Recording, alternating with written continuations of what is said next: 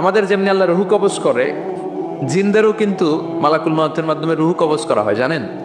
ওমা খালাকতুল জিন্না ওয়াল ইনসা ইল্লা লিয়াবুদুন। এই দুইটা জাতিকে আল্লাহ তাআলা ইবাদতের জন্য তৈরি করেছেন।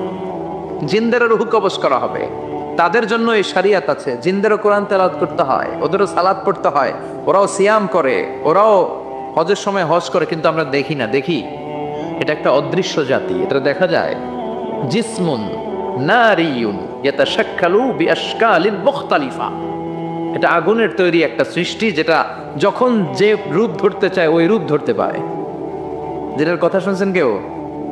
শুনছেন আপনি? কোথায়? কোরআনে শুনছেন না? জিন আপনার সাথে কথা কইছে, ওটা শুনছেন নি কান দিয়ে? এটা শুনেন? শোনা যায়, শোনা যায়, অনেকে শুনে, অনেকে শুনে। জিসমুন নারিয়ুন ইয়াতাশাক্কালু বিআশকালিন মুখতালিফা। আগুনের তৈরি একটা সৃষ্টি, চাইলে যেমন মনে চায় তেমন আকৃতি ধরতে পারে। কখনো ছাগল হতে পারে, কখনো বিড়াল হতে পারে, কখনো সাপ হতে পারে, আবার মানুষের মতো আকৃতি নিতে পারে। আল্লাহু আকবার। আল্লাহ বলবেন মানুষ শেষ, এবার জিনদের রুহু কবজ করো। সব জিনদের রুহু কবজ হবে। আল্লাহ একবার মালাকুল মাউতকে জিজ্ঞেস করবেন, আখবিরনি মাইয়া বাকা, ও মালাকুল মাউত, আর কে কে বেঁচে আছে বলো। মালাকুল মাউত বলবে, আল্লাহ মানুষ নাই, জিন নাই, প্রাণী নাই, শুধু ফেরেশতারা আছে। আল্লাহ বলবেন, সব ফেরেশতাদের রুহু কবজ করো। সব ফেরেশতাদের রুহু কবজ হয়ে যাবে। যেই ফেরেশতার হুইসেল দেওয়ার কারণে, হর্ন বাজানোর কারণে কিয়ামত, ওই ফেরেশতার রুহু কবজ হয়ে যাবে। আল্লাহু আকবার। আর কে কে বেঁচে আছে? আমার ভাই জিব্রাইল বেঁচে আছে, জিব্রাইল রেও নাও।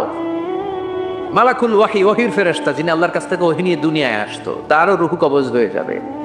এবার আল্লাহ বলবেন, আখবিরনি ইয়া মালাকাল মাউতি মাইয়া বাকা, ও মালাকুল মাউত, আর কে বেঁচে আছে মহাবিশ্বে বল। কেউ আছে নাকি? মালাকুল মাউত বলবে, আল্লাহ কেউ নাই। আপনার কথা মতো মানুষ মারলাম, জিনদের মারলাম, ফেরেশতাদেরও মারলাম, কেউ নাই। একমাত্র শুধুমাত্র আপনি আছেন, আর আপনার হুকুমের গোলাম আমি আজরাইল আছি। সুবহানাল্লাহ পড়েন। কি একটা সময় কাটবে! আল্লাহ আর মালাকুল মাউত ছাড়া কেউ থাকবে না। আল্লাহ বলবে, সবাইকে মারলি, সবাই চলে গেল, সবার মরণ হলো, এবার তোর মরণ। এবার সবাইকে মারলি, এবার তুই একটু মর, তুই একটু মর। কি ভয়ঙ্কর কথা! তুই মর শুনে মালাকুল মাউত কাঁপতে শুরু করবে, খিচুনি উঠে যাবে মালাকুল মাউত। সে বলবে, আল্লাহ সবাই রে মারলাম, আমি মরবো কেন? আমি না মারছি, আমি মরবো কেন? আল্লাহ বলবেন, কুল্লু নাফসিন যায়িকাতুল মাউত। ওরে ভবের রঙ্গ, হবে যে ভঙ্গ, সবই সাধেরই অঙ্গ, তোমার মাটিতে মিলাবে, জন্মিলে মরিতে হবে। ঠিক কি না? কুল্লু নাফসিন যায়িকাতুল মাউত, প্রতিটি আত্মার মৃত্যুর স্বাদ নিতে হবে। Everyone has to take the taste of death. মৃত্যুর স্বাদ প্রত্যেককে আস্বাদন করতে হবে। এটা কেমন? ও মালাকুল মাউত, তুমি মেরেছো তো কি হয়েছে, এবার তোমার মরণের পালা, এবার তুমি মরো। এবার মালাকুল মাউত কাঁপতে থাকবে, কাঁপতে থাকবে। আল্লাহ বলবেন, কেঁপে আর কেঁদে লাভ নাই, জান্নাত জাহান্নামের মাঝ বরাবর একটা জায়গা আছে, আরাফ, ওখানে দাঁড়া। মালাকুল মাউত দাঁড়াবে, আল্লাহ বলবেন, মর, মরে যা, মুত, ইয়া মালাকুল মাউত, মর, মরে যা। আল্লাহর হুঙ্কার শুনে মালাকুল মাউত জান্নাত জাহান্নামের মাঝ বরাবর দাঁড়িয়ে বিকট একটা চিৎকার দিবে। বিকট একটা চিৎকার দিয়ে মালাকুল মাউত ওই জায়গায় শেষ। মালাকুল মাউত নাই। বিশ্বনবী বলেন, মালাকুল মাউতের ওই দিনের চিৎকারটা এত ভয়ঙ্কর হবে, ডেঞ্জারাস হবে। ওই চিৎকারের আওয়াজ যদি দুনিয়ার মানুষেরা কান দিয়ে শুনতে পেত, আলাদা করে ইসরাফিলের সিংহায় ফুৎকার দেওয়ার কোনো দরকার লাগতো না। ওই আওয়াজটা শুনে দুনিয়ার মানুষেরা সব কানের পর্দা ফেটে লাশ হয়ে পড়ে যেত। এবার ডানে বায়ে সামনে পেছনে কেউ না, একজন যারা, তিনি কে? সবাই বলেন, তিনি কে? আল্লাহ দুনিয়ার ডেকে বলবেন, ও পৃথিবী, ইয়া আরদু আইনা আশজারুকে, তোর বড় বড় গাছ কই? ইয়া আরদু আইনা আনহারুকে, ও পৃথিবী, তোর বড় বড় নদীগুলা কই? ইয়া আরদু আইনাল কুসুর, বড় বড় প্রাসাদগুলো কই? হ্যাঁ, বড় বড় প্রাসাদগুলো কোথায়? বড় বড় টাওয়ারগুলো কোথায়? আইনাল মুলুক ওয়াল জাবাবেরা, অত্যাচারী রাজাগুলো কোথায়? ক্ষমতার লোভে যারা গদি নিয়ে টানাটানি করতো আর বলতো ক্ষমতার মালিক আমি, সব ক্ষমতা আমার, আমার রাজত্ব, আমার দাপট, এই গাদ্দার গুলো কোথায়? আল্লাহ চিৎকার দিয়ে বলবেন, লিমানিল মুলকুল ইয়াউমা লিল্লাহিল ওয়াহিদিল কাহ্হার। আজকে ক্ষমতা কার? সবাই বলেন চিৎকার দিয়ে, ক্ষমতা কার? Who belong the power today? Who belong the kingdom today? আজকে ক্ষমতা কার? আল্লাহ বলবেন ক্ষমতা কারো না, আসল ক্ষমতার মালিকানা আমি কারো হাতে দেই নাই। আসল ক্ষমতার মালিকানা কার হাতে? দ্বিতীয় ফুৎকার দিলে এই ঘটনা ঘটবে। এবার এমন একটা পরিস্থিতি হয়ে গেল, কিয়ামত হলো, সব শেষ। আছে একজন, তিনি কি? উনি মরবেন। আল হাইয়ুল কাইয়ুম। উনি কি? শাশ্বত, চিরঞ্জীব, সদা জাগ্রত, সদা সজাগ। তার কোনো ক্ষয় নাই, লয় নাই, অব্যয়, অক্ষয়। হ্যাঁ, স্রষ্টা। আল্লাহু আকবার। দুইটা ফুৎকার দেওয়ার পরে এই ঘটনা ঘটবে, কিন্তু ফুৎকার দেয়া লাগবে কয়টা? দিছে কয়টা? বাকি আছে কয়টা? এবার আবার ইসরাফিলের দরকার আছে না নাই? এবার রব্বুল আলামিন ইসরাফিলকে জীবিত করে দিবে। ইসরাফিলকে আবার রুহু দিয়ে দিবে। পড়েন সুবহানাল্লাহ। রুহুর মালিক কে? রুহু ঢুকায় কে? বের করে কে? রুহু দেখা যায়, ধরা যায়? ইসরাফিলকে আল্লাহ তাআলা রুহু দিবেন, দিয়ে বলবেন, ইসরাফিল তো 3 নাম্বার হুইসেল দিয়ে ডিউটি শেষ কর। ডিউটি কয়টা? কথা বলেন, দিয়েছে কয়টা? বাকি কয়টা? ইসরাফিল আবার দাঁড়াবে, আবার হুইসেলটা নিয়ে 2 ঠোঁটের মাঝখানে লাগে আবার এক হুইসেল মারবে। এই হুইসেল মারার সাথে সাথে মহাবিশ্বে যত প্রাণ আছে আবার সব জীবিত হয়ে যাবে। সুবহানাল্লাহ। আবার মিনহা খলাকনাকুম ওয়া ফিহা নুঈদুকুম ওয়া মিনহা নুখরিজুকুম তারাতান উখরা। মাটি থেকে বানালাম, মাটির কবরে পাঠালাম, আবার মাটি দিয়ে তোমাদেরকে পুনরুত্থান করবে কে? সব উঠবে, সব। সাইয়েদনা আদম থেকে শুরু করে এখন কত 600 কোটি না মানুষ? আমগো আগে গেছে কয় কোটি?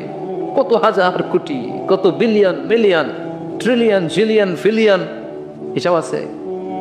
আবার আমাদের পরে কত বছর আছে আমরা জানি? সব উঠবে। মিনহা খলাকনাকুম ওয়া ফিহা নুঈদুকুম ওয়া মিনহা নুখরিজুকুম তারাতান উখরা। সব উঠবে। আরে কত লম্বা ঘুম দিছিল সবাই। মুমিনরা সবাই কবরে কি দিবে? লম্বা ঘুম। জোরে বলেন, কি দিবে? সবচেয়ে বড় ঘুম দিয়েছে সাইয়েদনা আদম আলাইহিস সালামের ছেলে হাবিল। নাম শুনছেন? পরে মারছিল কে? কথা কন। এজন্য মারার বিচার দিয়ে আল্লাহ কিয়ামতের দিন বিচার শুরু করবে। রক্তের বিচার আছে না নাই? রক্তের দাগ সহজে শুকায় নাকি? রক্তের বিচার বড় বিচার।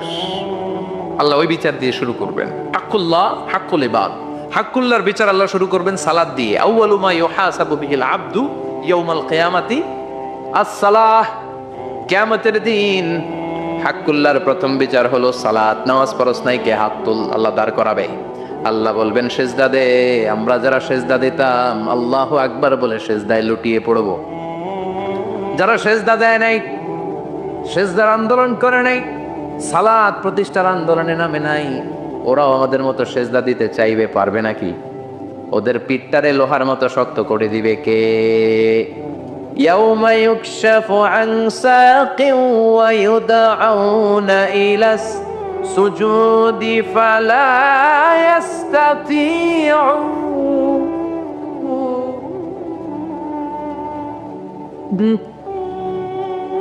আল্লাহ বলবে সেজদা দে। পা দেখিয়ে বলবে এক প্ল্যাটফর্মের মধ্যে সবাই দাঁড়িয়ে যা, সেজদায় লুটিয়ে পড়। আমরা আল্লাহু আকবার বলে সেজদায় দিব। যারা সেজদা দেয় নাই ওরা দিতে পারবে নাকি? চেষ্টা করেও পিঠটারে বাঁকা করা যায় না। আর এখন যাইতে চায় না মসজিদে, ডাকাইত এগুলা, ঠিক কিনা?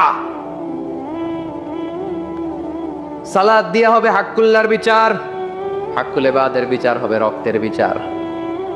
অন্যায় ভাবে একজন আরেকজন রে মারছে, এই বিচার আছে না নাই? অনেক বিচার দুনিয়ায় হয় নাই, কিন্তু আখেরাতে বিচার আছে না নাই? যে বিচারপতি বিচারের রায় দিছে ওই বিচারপতিরও বিচার আছে না নাই? সবচেয়ে বড় বিচারপতিটার নাম কে? অন্যায় ভাবে ক্রস ফায়ার হলো এটার বিচার সেদিন করবে কে? অন্যায় ভাবে গুম হলে বিচার করবে কে? পত্রিকায় কত লাশ দেখি, চোখ বাঁধা, মুখ বাঁধা, হাত দুইটাও পিছনে বাঁধা, শরীরটা পানির মধ্যে থেকে থেকে ফুলে এরকম মোটা হয়েছে, রাতের অন্ধকারে বেড়ে ফেলা হয়েছে, কেউ দেখে না, দেখেছে কে? সেদিন সব বিচার হবে, রক্তের বিচার, বড় বিচার, একটা বিচারও সেদিন বাদ যাবে না। চিৎকার করে বলেন ঠিক কিনা? সব মানুষগুলো দাঁড়াবে। হাবিল বলবে আমার ঘুম ভাঙে লোকে। قالوا من بعثنا من مرقدنا هذا ما وعد الرحمن وصدق المرسلون। কে আমাদের ঘুম ভাঙালো? সেই লম্বা একটা ঘুম দিয়েছিলাম, কেন আমাদেরকে ঘুম থেকে এরকম বিশাল হুইসেল বাজিয়ে ডাকা হলো? ফেরেশতারা বলবে হাযা মা ওয়া'আদা আর-রহমান, এইটা সেই দিন যেই দিনের ওয়াদা তোমাদেরকে দিয়েছিল কে?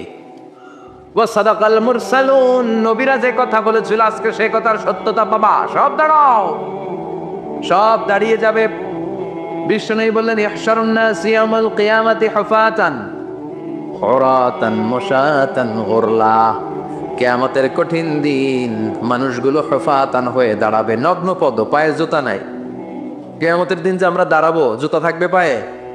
বাটা জুতা, অ্যাপেক্সের জুতা, গলফ পোলো ক্লাব আমেরিকান থাকবে, হ্যাশ পাপিস থাকবে? কিচ্ছু থাকবে না, কিছুই থাকবে না। দাঁড়াও, জুতা ছাড়া দাঁড়াও। নগ্নপদ, আমাদের কারো পায়ে কোনো স্যান্ডেল নেই, জুতা নেই। 2 নম্বরে ওরাতান মানে নেকেড, মানে কি? উলঙ্গ। নোবডি বিলং এনি গার্মেন্ট, কারো কোনো ড্রেস থাকবে না, নেকেড হয়ে আমরা দাঁড়াবো, জন্মদিনের ড্রেস পরে। মা এসে বললেন নবী এটা কেমন কথা, লজ্জা শরমের বিষয়। জামা ছাড়া মানুষগুলো কি করে দাঁড়াবে? কারো গায়ে কোনো জামা নাই, সবাই naked. Don't they feel any shy? Don't they feel any shame? লজ্জা হবে না সেদিন? লজ্জা নাই, শরম নাই। বিশ্বনবী বললেন আয়েশা, আজকের দিনটা তুমি যেমন ভাবে কাটাচ্ছ ওই দিন তো এই দিনের মতো না, ওইটা হবে ভয়ঙ্কর দিন, কেউ কাউরে চিনবে। ইয়াউমা ইয়াফিরুল মারউ মিন আখিহি ওয়া উম্মিহি ওয়া আবিহি ওয়া সাহিবাতিহি ওয়া বানিহি লিকুল্লি ইমরিইম মিনহুম ইয়াউমাইযিন শাআনুন ইউগনি। আমি কয়েকদিন আগে এই আয়াতটা পড়ে আবাসা ওয়া তাওয়াল্লার সূরাটার অবাক হচ্ছিলাম। ইয়াউমা ইয়াফিরুল মারউ মিন আখি, মানুষ তার ভাই দেখে পালাবে। আমি নিজের সাথে মিলালাম, আমার ছোট ভাইকে দেখে আমি পালাবো? আমাকে দেখে সে পালাবে?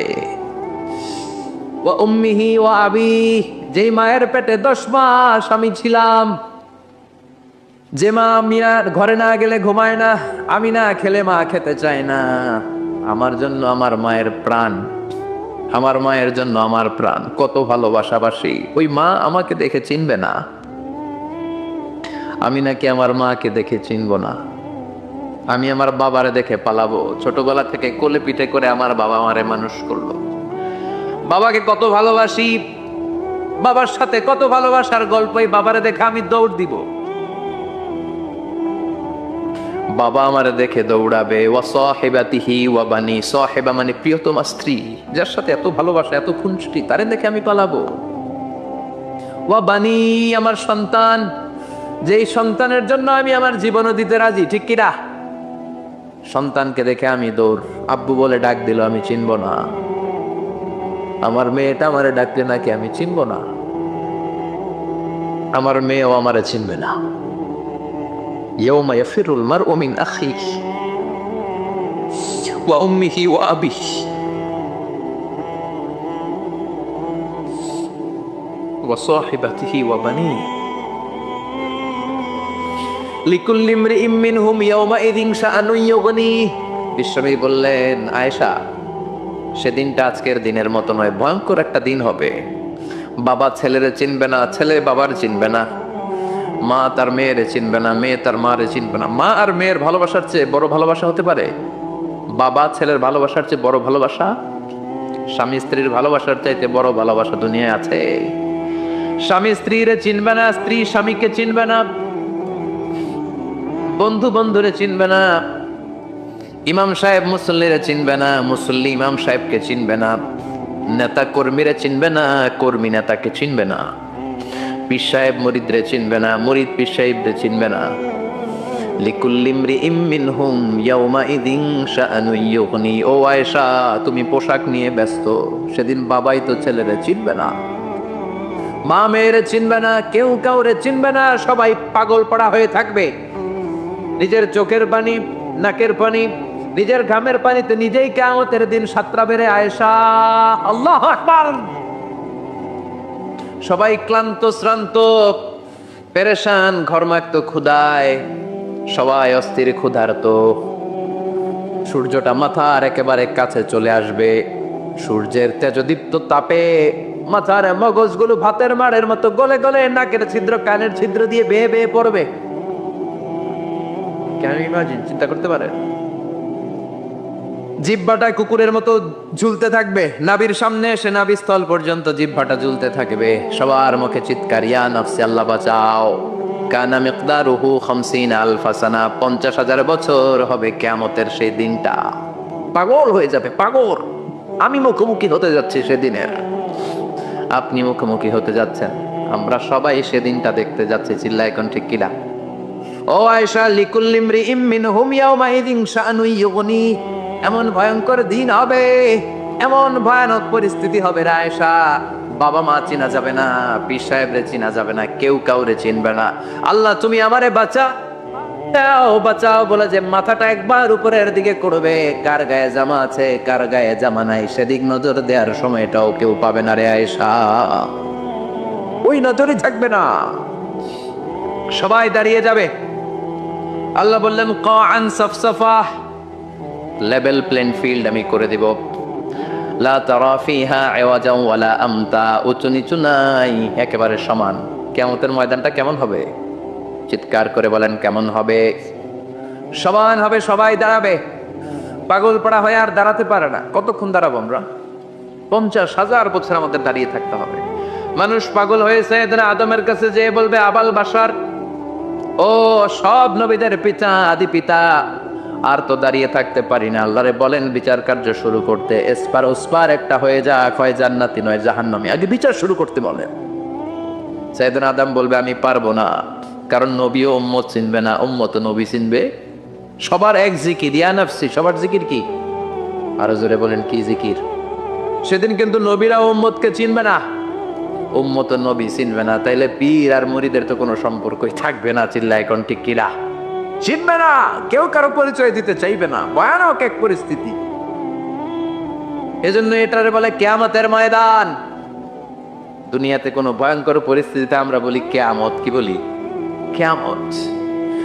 সাইয়েদনা আদম বলবে আমি পারবো না, আমার কাছে এসে লাভ নাই, তোমরা নূহ আলাইহিস সালামের কাছে যাও। সাইয়েদনা নূহ বলবে পারবো না, ইব্রাহিম আলাইহিস সালাম বলবেন পারবো না, মূসা আলাইহিস সালাম বলবেন পারবো না, সাইয়েদনা ঈসা আলাইহিস সালামও বলবেন পারবো না। তবে ঈসা আলাইহিস সালাম বলবেন শোনো, এত জায়গায় দৌড়ে যে কোনো লাভ নাই, জায়গা মতন যাও, কাজ হতে পারে। সবাই বলবে কোন জায়গা বলে দেন।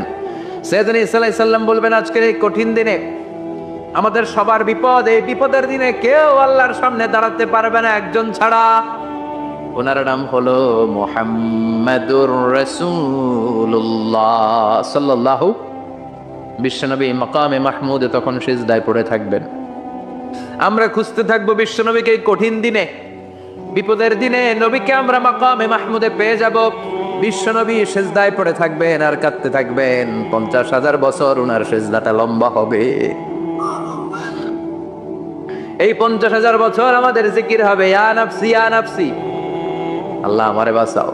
আর এই 50,000 বছর বিশ্বনবী জিকির করবেন ইয়া উম্মতি ইয়া উম্মতি, আল্লাহ আমার উম্মতকে বাঁচাও, আমার অনুসারীদেরকে বাঁচাও, আমার পেয়ারা উম্মতদেরকে তুমি মাফ করে দাও। বিশ্বনবীর কান্না আল্লাহ আর সহ্য করবেন না। সবাই যে বলবে ও নবী, সব নবীদের কাছে ব্যর্থ মন নিয়ে ফিরে এলাম, আপনি কিছু করেন। আল্লাহ বলবেন নবী আর কাঁদবেন না, আপনার কান্না আমার সহ্য হয় না, আপনি মাথা তোলেন, একটু তুলেন মাথা। এরফার আসাক নবী মাথা তুলেন। সাল তুতা, আমার কাছে কি চাইবেন বলেন আমি দেই। ওয়াশফা তুশাফা, শাফাত করেন ও নবী, যার জন্য সুপারিশ করবেন তবে তাদের জন্য সুপারিশ করা হবে যারা দুনিয়ার বুকে কোনো বেদাত তৈরি করে নাই। বিশ্বনবী যা যা শিখিয়েছিলেন ইসলাম তারা ওইভাবে মেনেছে, নতুন কিছু ঢুকায় নাই। এদের জন্য বিশ্বনবী দাঁড়িয়ে সুপারিশ করা শুরু করে দিবে। কবুল করবে কে? অশফা তুশাফা, নবী সুপারিশ করেন, আমি কবুল করে নেব। বিশ্বনবী দাঁড়িয়ে বলবেন, মাবুদ লিকুল্লি নবীন দাওয়া মুস্তাজাবা, এই দুনিয়াতে সব নবীকে আপনি স্পেশাল একটা দোয়া করার অনুমতি দিয়েছেন, দোয়াটা করলেই কবুল করে নিয়েছেন।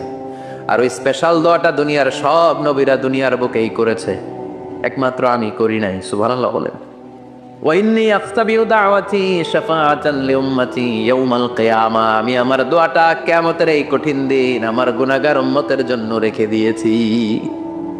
বিশ্বনবী তখন সুপারিশ করতে শুরু করবেন, চিৎকার করে পড়েন আল্লাহু আকবার। এই কিয়ামতের ঘটনার বর্ণনা নকশা এই সূরার মধ্যে এঁকে দিয়েছে কে? চিল্লায় বলেন কে?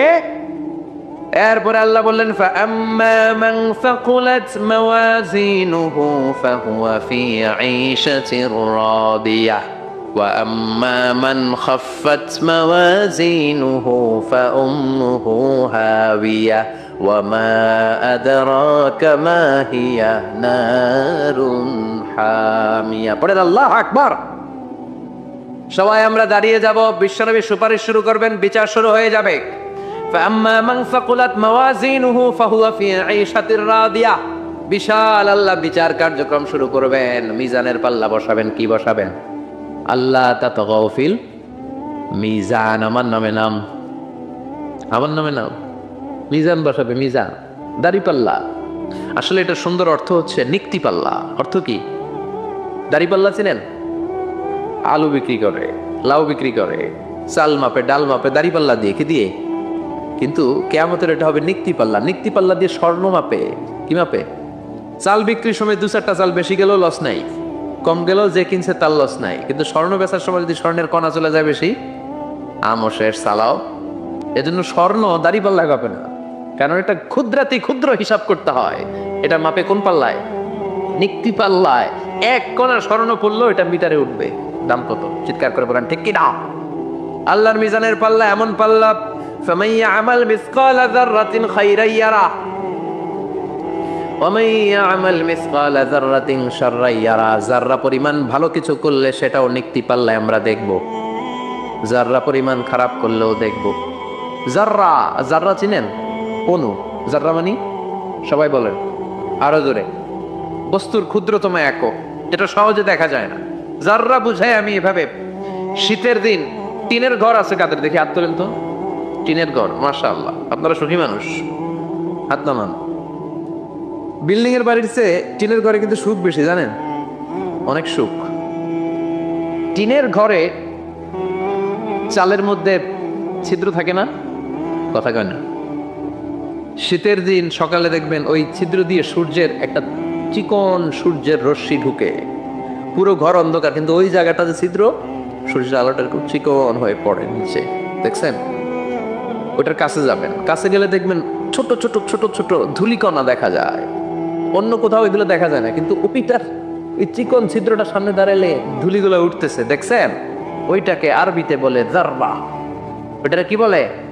ফামান ইয়ামাল মিসকালা যাররাতিন খাইরান ইয়ারা ওয়া মান ইয়ামাল মিসকালা যাররাতিন, ওই ধূলিকণার যাররা পরিমাণ ভালো করেছো ওইটা আল্লাহ ছাড়বেন, আমলনামায় তুলে দিবে। সুবহানাল্লাহ পড়ে। ওই ধূলিকণা পরিমাণ খারাপ করলো আমলনামায় তুলে দিবে কে? فأما من ثقلت موازينه فهو في عيشة راضية, সেদিন মিজানের পাল্লায় যার নেকের পাল্লা ভারী হবে তার খালি সুখ। তার কি? فهو في عيشة راضية, সে আনন্দে খুশি করতে শুরু করবে, নাচানাচি শুরু করবে। তাকে ডান হাতে আমলনামা দেয়া হবে। কোন হাতে? আল্লাহ তুমি আমাদের ডান হাতে আমলনামা নসিব করো, আমাদের হিসাবটারে সহজ করো, মিজানের পাল্লায় আমাদের নেকের পাল্লাটা ভারী করে দিও। আবার বিশ্বনবী বললেন, দুইটা জিকির আছে, এই দুইটা জিকির যারা দুনিয়ার বুকে বেশি বেশি করবে মিজানের পাল্লা ভারী করে দিবে কে? কালিমাতান হাবিবাতান ইলার রহমান খাফিফাতান আলাল লিসান সাকিলাতান ফিল মিজান। দুইটা জিকির আছে, এই জিকির আল্লাহর বড্ড প্রিয়, কিন্তু জিহ্বায় উচ্চারণে একেবারে হালকা, কিন্তু মিজানের পাল্লায় ওজন হবে অনেক বেশি। সুবহানাল্লাহ পড়ে। আল্লাহর কাছে প্রিয়, জিহ্বায় হালকা, কিন্তু মিজানের পাল্লা রাখলে উহুদ পাহাড়। তার প্রথম জিকিরটা হলো সুবহানাল্লাহি ওয়া বিহামদিহি দ্বিতীয়টা হলো সুবহানাল্লাহিল আযীম। পড়েন সুবহানাল্লাহি ওয়া বিহামদিহি, সুবহানাল্লাহিল আযীম। পড়তে রাজি আছেন? ফাআম্মা মান সাকুলাত মাওয়াজিনু, মিজান শব্দের প্লুরাল হচ্ছে মাওয়াজিন। মিজানের প্লুরাল কি? ফাআম্মা মান সাকুলাত মাওয়াজিনু, যাদের মিজানের পাল্লা ভারী হয়ে যাবে তাদেরকে ডান হাতে আমলনামা দিবে কে? আল্লাহ তুমি আমাদেরকে ডান হাতে আমলনামা দিও, আমাদের হিসাবটা সহজ করে দিও, আমাদের বিচার তুমি করতে যেও না রোজ হাসরে হে আল্লাহ, আমার করোনা বিচার আল্লাহ, করোনা বিচার। বিচার করলে আমাদের বাঁচার উপায় আছে? বিশ্বনবী বলেন মান নুকিশা উযযিবা, সেদিন আল্লাহ যার নুকিশা মানে নিকাশ করবেন, হিসাব নিকাশ, মান নুকিশা, মান নুকিশা উযযিবা, যার হিসাব নিকাশ আল্লাহ নিতে শুরু করবে, উযযিবা তার শাস্তি দিবে, ধরে ছাড়বে। আর যারে মাফ করে দিবে তার আনন্দের শেষ নাই, ঠিক কিনা? রোজ হাসরে হে আল্লাহ, আমার করোনা বিচার আল্লাহ, করোনা বিচার। এটা কিন্তু দোয়া, জানেন? বিচার চাহি না তব দয়া চাহি, হে গুনাহগার আল্লাহ, করোনা বিচার। আমি জেনে শুনে জীবন ভরে পাপ করেছি পরে পরে, এখন আশা নাই যে যাব তোরে বিচারে তোমার আল্লাহ, করোনা বিচার। পড়েন পড়েন রোজ হাসরে হে আল্লাহ, আমার করোনা বিচার আল্লাহ, করোনা বিচার। পড়েন আমিন। আমাদের আমলনামা ডান হাতে দিয়ে দিও, পড়েন আমিন। فأما من أوتي كتابه بيمينه فسوف يحاسب حسابا يسيرا, যাদের আমলনামা ভারী হবে, নেকের পাল্লা ভারী, সামনে থেকে সা করে উড়ে উড়ে আমলনামাটা আসবে, এসে তপাস করে ডান হাতে বসে পড়বে। সুবহানাল্লাহ। আল্লাহ আমাদের নসিবে যেন এটা ঘটে। জোরে পড়েন আমিন। উজুহু ইয়াউমাইযিন মুসফিরা দাহিকাতুম মুস্তাবশিরা, সেদিন চেহারা হবে আলোকোজ্জ্বল, চেহারা হবে তাদের হাস্যোজ্জ্বল। আর যাদের বিপরীত হবে তাদের ঘটনা কি? ওয়া আম্মা মান খাফফাত মাওয়াজিনুহু ফাউম্মুহু হাওিয়া ওয়া মা আদরাকা মা হিয়া নারুন হাবিয়া। আর সেদিন যাদের আমলনামা দাড়িপাল্লা পাতলা হয়ে যাবে, খাফফাত মাওয়াজিনুহুম, নেকের পাল্লা হালকা, খারাপ কাজের পাল্লাটা ভারী হয়ে যাবে, তাদের আমলনামার সামনে দিক থেকে দেখা যাবে না, পিছন দিক থেকে আসবে, এসে ডান হাতে নয় বা হাতের উপরে পড়বে। আল্লাহ এরকম নসিব তুমি আমাদের করো না। চিল্লায় পড়েন আমিন। ওয়া আম্মা মান উতিয়া কিতাবাহু ওয়ারাআ যাহরিহি ফাসাউফা ইয়াদউ সুবুরা, যাদের আমলনামা বা হাতে দেয়া হবে তারা চিৎকার দিবে, মৃত্যু কামনা করবে। ওরা বলবে আমার দরকার নাই, কি বলবে? আর আমরা বলবো আমলনামা কই, ডান হাতে দাও। সুবহানাল্লাহ কইবেন না? ওরা বলবে দরকার নাই, আল্লাহ বলবে দরকার আছে, ধর আমলনামা বুঝে নে। আমলনামাটা শুরু থেকে শেষ পর্যন্ত একবার পর কয় লাগবো না, কি কয়? লাগতো না। আর আমলনামা লাগতো না, আল্লাহ বলবে লাগবে, পর একটু পর, কি করছিস একটু পর। আল্লাহ বলবেন ইকরা কিতাবাকা কাফা বিনাফসিকাল ইয়াউমা আলাইকা হাসিবা, পর। পড়া ছাড়া গতি নাই, দুনিয়াতেও পড়তে হবে, আখিরাতেও। কোরআনের প্রথম কথা কি? পর। আল কোরআনের প্রথম বাণী পড়ো, আল হাদিসে নবীর কথা পড়ো। আল কোরআনের প্রথম বাণী পড়ো, আল হাদিসে নবীর কথা পড়ো। পড়ে পড়ে শেখো, শিখে শিখে তুমি তোমার নিজের জীবন গড়ো। ঠিক কি না? দুনিয়াতেও পড়তে হবে, আখিরাতেও পড়তে হবে। দুনিয়ায় পড়ে না, এবার আল্লাহ বলবে এবার তোর কিতাব পড়। ইকরা কিতাবাকা কাফা বিনাফসিকাল ইয়াউমা আলাইকা হাসিবা, পড়, নিজেই পড়। পড়ে তুই একটু নাম্বার দে, 100তে নাম্বার দে। ও মিয়া, নিজের খাতা নিজে দেখা যায় না? স্যারও যেমনি দেখতে পারে, আমিও দেখতে পারি। যে এ প্লাস পাবে, পরীক্ষা দিয়েই বুঝে আমি এ প্লাস, বুঝে না? কথা বলে। আর যেটা গোল্লা পাবে, কি পাবে? কি কোন গোল্লা নাকি লাড্ডু গুড্ডু? আমার মেয়ে খাওয়ার সময় বলে, বাবা আমি ফার্স্ট, তুমি লাড্ডু গুড্ডু। আবার বলেন তো, যে লাড্ডু গুড্ডু পাবে সে নিজেই বুঝে সে লাড্ডু গুড্ডু, আর যে গোল্ডেন এ প্লাস পাবে সে নিজেই বুঝে গোল্ডেন এ প্লাস। এবার আল্লাহ বলবে তুই একটু পর, আমি নাম্বার পরে দিই, আগে তুই একটা নাম্বার দে। সুবহানাল্লাহ করবেন না? ইকরা কিতাবাকা কাফা বিনাফসিকা আল-ইয়াওমা আলাইকা হাসিবা, পরে সে অবাক হয়ে যাবে, কারণ যাররা যাররা সব আছে না নাই। কথা কর, লা ইউগাদিরু সাগীরাতান ওয়ালা কাবীরাতান ইল্লা আহসাহা, ছোট হোক বড় হোক যা যা করেছে আমলনামায় আছে না নাই।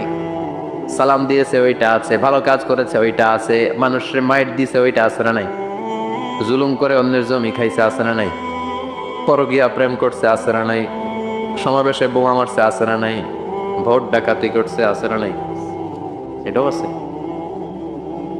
সব থাকবে, সব পার পাওয়া যাবে না। যাররা যাররা আল্লাহ সব তুলে দিবেন। চিৎকার করে বলেন ঠিক কিনা? নাফরমান বলবে আল্লাহ এটা আমি করি নাই। কি বলবে? আপনার ফেরেশতা ভুল করে আরেকজনের আমলনামা আমারে দিছে। পরীক্ষায় কিন্তু এরকম হয়, বাংলাদেশে এরকম হয় না? আরেকজনের নাম্বার 32, আমি পাবো 80, আমার দিয়ে দিয়েছে 32, আছে না নাই? আল্লাহটা কি এরকম হবে? কথা কন। দুনিয়ায় কার কার এরকম হয়েছে আরেকজনের খাতা আপনার ভাগে পড়ছে? হাত তোলেন। নাই কেউ? হয়েছে, হয়েছে, অনেকেরই হয়েছে, আমারও হয়েছে। আরেকজনের খাতা আরেকজনের নাম্বার ভুলে পরে ক্লেম করার পরে আবার নাম্বার পাওয়া যায়, কিন্তু আল্লাহর খাতায় কি উলট পালট? কথা কন। আমলনামা উনার, ওইটা আমারে দিবে ফেরেশতারা, এটা হইতে পারে? চিৎকার করে বলেন হতে পারে? আল্লাহ বলবে কাল্লা, কখনো নয়, আমার ফেরেশতারা কখনো ভুল করে না। সে ভাবছে দুনিয়ায় অনেক মিথ্যা কথা কইছি, দুনিয়ায় অনেক জায়গায় মিথ্যা সাক্ষী দিয়ে পার পাইছি, আছে না নাই? অনেক জায়গায় মিথ্যা বলেছি, 2 নাম্বারই করেছি, দেখি আজকের এই দিনে একটু 2 নাম্বারই করে পার পাওয়া যায় কিনা। সে ট্রাই করবে, he will try his level best, সর্বোচ্চ ট্রাই করবে। বলবে আল্লাহ আমি করি নাই, কে করছে? আমি জানি না। আল্লাহ বলবেন আমি হলাম আহকামুল হাকিমিন, আমার চাইতে ভালো বিচারক মহাবিশ্বে কেউ আছে নাকি? চিল্লায় এখন। আল্লাহ বলবে আমি হলাম আহকামুল হাকিমিন, এই আমলনামা যে তোর আমলনামা আমি প্রমাণ করে ছাড়বো। সুবহানাল্লাহ পড়েন। আল্লাহ বলবেন আমার কিরামান কাতিবিন, ওই ফেরেশতাদের কাছে আর একটা ব্যাকআপ ফাইল আছে। আল্লাহু আকবার। এই আমলনামা কিরামান কাতিবিনদের দিয়ে লেখা, তাদের কাছে ব্যাকআপ ফাইল আছে না নাই? কিরামান কাতিবিন ইয়ালামুনা মা তাফআলুন,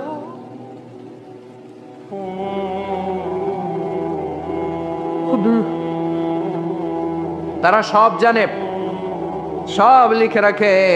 আল্লাহ বলবেন তোর আমলনামাটা ধর, আমি কিরামান কাতিবিনের কাছ থেকে একটা ব্যাকআপ ফাইল নিয়ে আসি। সুবহানাল্লাহ পড়েন। এবার ব্যাকআপ ফাইল এনে বলবেন এটা ধর বা হাতে, এটা ধর ডান হাতে, এবার মিলা। কম্পিউটারে ব্যাকআপ ফাইল থাকে না? কম্পিউটার ইউজ করেন আপনারা? ল্যাপটপ ব্যাকআপ ফাইল থাকে, ওখান থেকে আবার রিকভারি করা যায়। আল্লাহ বলবেন দুইটা মিলায় দেখবে একরকম। সুবহানাল্লাহ করবেন না? তারপরও আবার মিথ্যা বলবে আল্লাহ আমি করি নাই। কি বলবে? কারণ বাইসে যাইতে পারলেই তো লাভ, হ্যাঁ? কিন্তু আল্লাহর কাছে বাঁচা যাবে? কথা বলেন। আল্লাহ বলবেন এটা তুই করেছিস, যদি আমি প্রমাণ করে দিতে পারি এটা তোরই আমলনামা, কি হবে? সে বলবে আল্লাহ আমি মেনে নিব। আল্লাহ বলবে তাহলে তোর মাথাটা একটু উপরের দিকে কর, তোর গলার এইখানে আমি একটা ডিজিটাল লকেট রেখেছি, দুনিয়ায় যা যা করেছিস, যা যা দেখেছিস সবকিছু এই জায়গায় সেভ করে রেখেছে কে? বনু মাখজুমিয়া গোত্রের মেয়ের জন্য সুপারিশ করো, এটা আল্লাহর আইন। এত বড় সাহস পেলে কোত্থেকে?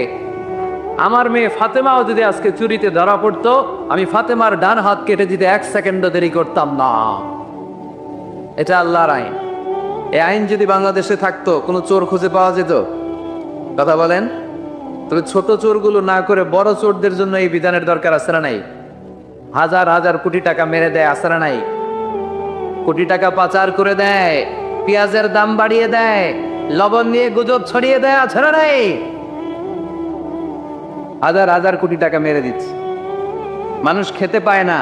আর আপনাদের বগুড়াতে টাকা কুচি কুচি করে পানির ভেতরে পাওয়া যায়, আছে না নাই? এই চোরদেরকে হাত কাটার দরকার আছে না নাই? বিশ্বনবী সাল্লাল্লাহু আলাইহি সাল্লাম ছিলেন বিশাল বড় হৃদয়ের অধিকারী, কখনো রেগে যেতেন না, উনাকে আঘাত করলেও রাখতেন না। আল্লাহ রাসূল সাল্লাল্লাহু আলাইহি সাল্লাম যখন সালাতে দাঁড়াতেন মক্কায়, রুকুতে গেলে কাফির মুশরিকরা উটের পচা নাড়ি ঘুরিয়ে এনে বিশ্বনবীর গায়ের উপরে ঢেলে দিত। নাউজুবিল্লাহ পড়বেন না? বিষ্ণু ইসলাম রাখতেন না, নিজের উপর অ্যাটাক হলে কখনো রাখতেন না, শুধু ইসলামের বিধান লঙ্ঘন হলে তিনি রেগে যেতেন। আল্লাহর আইনের ব্যাপারে কেউ কথা তুললে রেগে যেতেন, গায়ের উপর শারীরিক অত্যাচারে রাখতেন না। তায়েফের ময়দান তার প্রমাণ। দাওয়াত দিতে গেলেন, রক্তাক্ত হলেন। 3 জায়গায় বিষ্ণুনবীকে অ্যাটাক করে রক্তাক্ত করা হলো। এত সুন্দর দেহ, এত শুভ্র দেহ, এত সুন্দর স্কিনের মানুষ ছিলেন, এই মানুষটাকে পিটিয়ে পাথর মেরে রক্তাক্ত করা হয়েছে। তিনি রাগেন নাই, ক্ষমা করেছেন। কি করেছেন? ক্ষমা। একবার উটের উপরে বসা এক বেদুইন এসে বিষ্ণুনবীর চাদর ধরে টান দিলেন। চাদরটা ছিল বুরদুন নাজরানি, নাজরান এলাকা থেকে আনা। এই চাদরের কর্নারে খসখসে ডিজাইন করা ছিল। ওই বেদুইন এসে ইয়া মুহাম্মদ বলে টান দিয়েছে যখন চাদর, এই খসখসে অংশ ঘাড়ের মধ্যে লেগে বিষ্ণুনবীর ঘাড়ের চামড়া ছিঁড়ে গিয়েছে। বিষ্ণুনবী সাল্লাল্লাহু আলাইহি ওয়াসাল্লাম তাকে শুধু একটা মুচকি হাসি দিলে। কি করলেন? আপনার ঘাড়ের এখানে চামড়া যদি কেউ ছিঁড়ে ফেলতো, আসছে ভিক্ষা চাইতে, আবার চামড়া ধরে টান দিয়ে আপনার ঘাড়ের চামড়া ছিঁড়ে ফেলছে, আপনি কি করতেন? একজনকে মাইরে শোয়াই ফেলাইতাম। তার মানে ঠিকই আমরা ওরে মারতাম। বিষ্ণু ইসলাম তাকালেন, তাকে একটা মুচকি হাসি দিলেন। জীবনের সব সমস্যার সমাধান নিহিত এই মুচকি হাসির ভেতরে। এই জন্য বিষ্ণু ইসলাম সব সময় সিচুয়েশনকে কুল ডাউন করার জন্য মুচকি হাসতেন। কানা ইয়াতাবাসসাম, একটা এক চিলতে মুচকি হাসি বিষ্ণুনবীর চেহারায় লেগেই থাকতো। You smile to your brother, it's a charity. তাবাসসুমুকা ফি ওয়াজহি আখিকা সাদাকা। তুমি যখন তোমার ভাইয়ের চেহারার দিকে তাকিয়ে মুচকি হাসি মারো, এতে আল্লাহ আমলনামায় সওয়াব দিয়ে দেয়। আমরা অনেকে মুচকি হাসতে চাই না। কবে যে সর্বশেষ আসছিল ওইটাই খেয়াল নাই। এরকম ডাকাইতে আছে না নাই?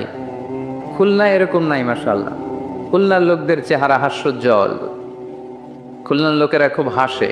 হাসবেন, মুচকি হাসবেন, হাসতে পয়সা লাগে না। হাসতে পয়সা লাগে? তাহলে মুখটার এরকম বেজার করে রাখেন কেন? হাসেন একটু, হা হা হা করে না, মুচকি হাসবেন। বিষ্ণু সাল্লাল্লাহু আলাইহি সাল্লাম মুচকি হাসতেন। তো এমন মানুষ ছিলেন, ওনাকে মারলে উনি কখনো রেগে যেতেন না, তবে ইসলামের বিধান লঙ্ঘন হলে রেগে যেতেন। আল্লাহ রাসূল সাল্লাল্লাহু আলাইহি ওয়াসাল্লামের কাছে এসে বললেন, ইয়া রাসূলুল্লাহ, বিয়ে করব। রাসূল সাল্লাল্লাহু আলাইহি ওয়াসাল্লাম বললেন, মোহর আছে? নাই। কি আছে? কই কিচ্ছু নাই। কিচ্ছু নাই তো বিয়ে করবা কেমন? কোরআন পড়তে পারো? পারি। কয়টা? এতটা সূরা মুখস্থ পারি। আরেক মেয়েকে জিজ্ঞেস করলেন, কোরআন পারো? না, পারি না। রাসূল সাল্লাল্লাহু আলাইহি ওয়াসাল্লাম এই ছেলেকে আর মেয়েকে বিয়ে করায় দিলেন। আর মেয়েকে বললেন, মা তুমি কোরআন পড়তে পারো না, কিন্তু তোমার স্বামী কোরআন পড়তে পারে। তোমার স্বামী তোমারে প্রতিদিন টিচারের মতো, প্রাইভেট টিচারের মতো, প্রাইভেট টিউটরের মতো কোরআন পড়ায় পড়ায় শিখাইয়া দিবে। এটাই মা তোর বিয়ের মোহর। ইসলাম কঠিন না সহজ?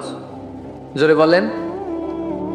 ইয়াসসিরু ওয়ালা তুআসসিরু, বাশশিরু ওয়ালা তুনাফফিরু। আল্লাহ রাসূল সাল্লাল্লাহু আলাইহি ওয়াসাল্লাম বললেন, খবরদার, ইসলামকে সহজভাবে উপস্থাপন করো, কঠিন করো না। আমরা ইসলামকে কঠিন বানায় ফেলছি, ঠিক কিনা? আল্লাহ সার দেয় কিন্তু মাওলানা সার দেয় না, আছে না নাই? আল্লাহ মাইন্ড করে না, মাইন্ড করে কে? মাওলানা। ওই মাওলানাদের কাছে যাওয়া যাবে না। ইসলাম সহজ। মুআয ইবনে জাবাল রাদিয়াল্লাহু তাআলা আনহুকে বিষ্ণু ইসলাম ইমাম বানিয়ে পাঠালেন। উনি এক এলাকায় ইমামতির দায়িত্ব পেয়ে মাগরিব নামাজে সূরা বাকারা দিয়ে নামাজ শুরু করছে। কোরআনের সবচেয়ে ছোট সূরা না? কি সূরা? বড় সূরার নাম কি? বাকারা মানে কি? গাভী। গাভীর সূরা দিয়ে নামাজ শুরু করছে। কিন্তু ওনার মুসল্লিরা হচ্ছে খেটে খাওয়া মানুষ, মেহনতি মানুষ, সারাদিন খেজুর বাগানে কাজ করে। এরা তো আর দাঁড়াইতে পারে না। এক সাহাবী রেগে মেগে নামাজ থুইয়া চলে গেছে। পেছনে একা নামাজ পড়ে সরাসরি বিশ্বনবীর কাছে যে বিচার, ইয়া রাসূলুল্লাহ, এ কেমন ইমাম পাঠালেন আপনি, মাগরিবের নামাজে সূরা বাকারা পড়ায়? আমরা মেহনতি মানুষ, আমি একা একা নামাজ পড়ে বিচার দিতে আসছি। বিশ্বনবী এই বিচার শুনে রেগে গেলেন। ইমাম সাহেবরে ডেকে পাঠালেন, বললেন, ইমাম, আফাত্তানুন আনতা ইয়া মুআয, হে মুআয, তোমারে কি ফিতনা বাজানোর জন্য ইমাম বানায় পাঠাইছি? ইযা আম্মাল নাসা ফালিয়ুখাফফিফ, ইমা আম্মা আহাদুকুমুন নাস ফালিয়ুখাফফিফ। তোমাদের কেউ যখন জামাতের ইমামতি করে সেজন্য নামাজটাকে ছোট করে। ফাইন্না ফীহিমাল মারিদ ওয়াল মুসাফির ওয়া যাল হাজা, কেননা তার পিছনে অসুস্থ কেউ দাঁড়াতে পারে, মুসাফির দাঁড়াতে পারে, হাজতওয়ালা লোক দাঁড়াতে পারে। আমি এই পাশ দিয়ে যাচ্ছি, হঠাৎ মুসাফির মানুষ, দেখি মসজিদে এশার নামাজ হইতেছে, ভাবলাম যাচ্ছি যখন অজুটাও আছে নামাজটা পড়ে নি, দুইকা দাঁড়ায় দেখি ইমাম সাহেব ধরছে সূরা বাকারা। কষ্ট আছে না নাই? আমার পক্ষে সম্ভব পুরো বাকারা পড়া? সম্ভব না। বিষ্ণু ইসা ইসলাম বললেন সহজ করো, কঠিন করো না, মানুষকে সুসংবাদ দাও, দিন থেকে ভাগিও না। আমরা অনেক সময় এত ভয় দেখাই মানুষকে, মানুষ দিন থেকে বেগে বেগে চলে যায়, আছে না নাই? এই যে উচ্চ শিক্ষিত মহল, সচিবদের যে মহল, সেক্রেটারিয়েটে যে মহল, তাদের কাছে ইসলামকে ফুটিয়ে তোলার জন্য, ইসলামের সৌন্দর্য, ইসলাম যে সহজ, the simplicity is the beauty of Islam, এভাবে ইসলামকে তুলে ধরার দরকার আছে না নাই? ওই শিক্ষিত পল্লীগুলোতে অনেকে ইসলামকে কঠিন মনে করে।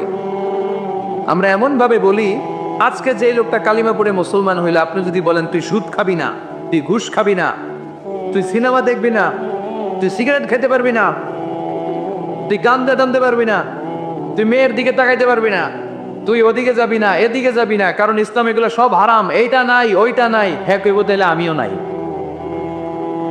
এত কিছু জন নাই তাহলে আমিও নাই। সহজ করে ইসলামকে রিপ্রেজেন্ট করেন। লা ইকাল্লিফুল্লাহু নাফসান ইল্লা উসআহা, সাধ্যের বাইরে কোনো কিছু ইসলাম চাপিয়ে দেয় না। সম্মানিত ভাইয়েরা, আমি আপনাদের খেদমতে সূরাত আলে ইমরানের 85 নম্বর আয়াত তেলাওয়াত করেছি।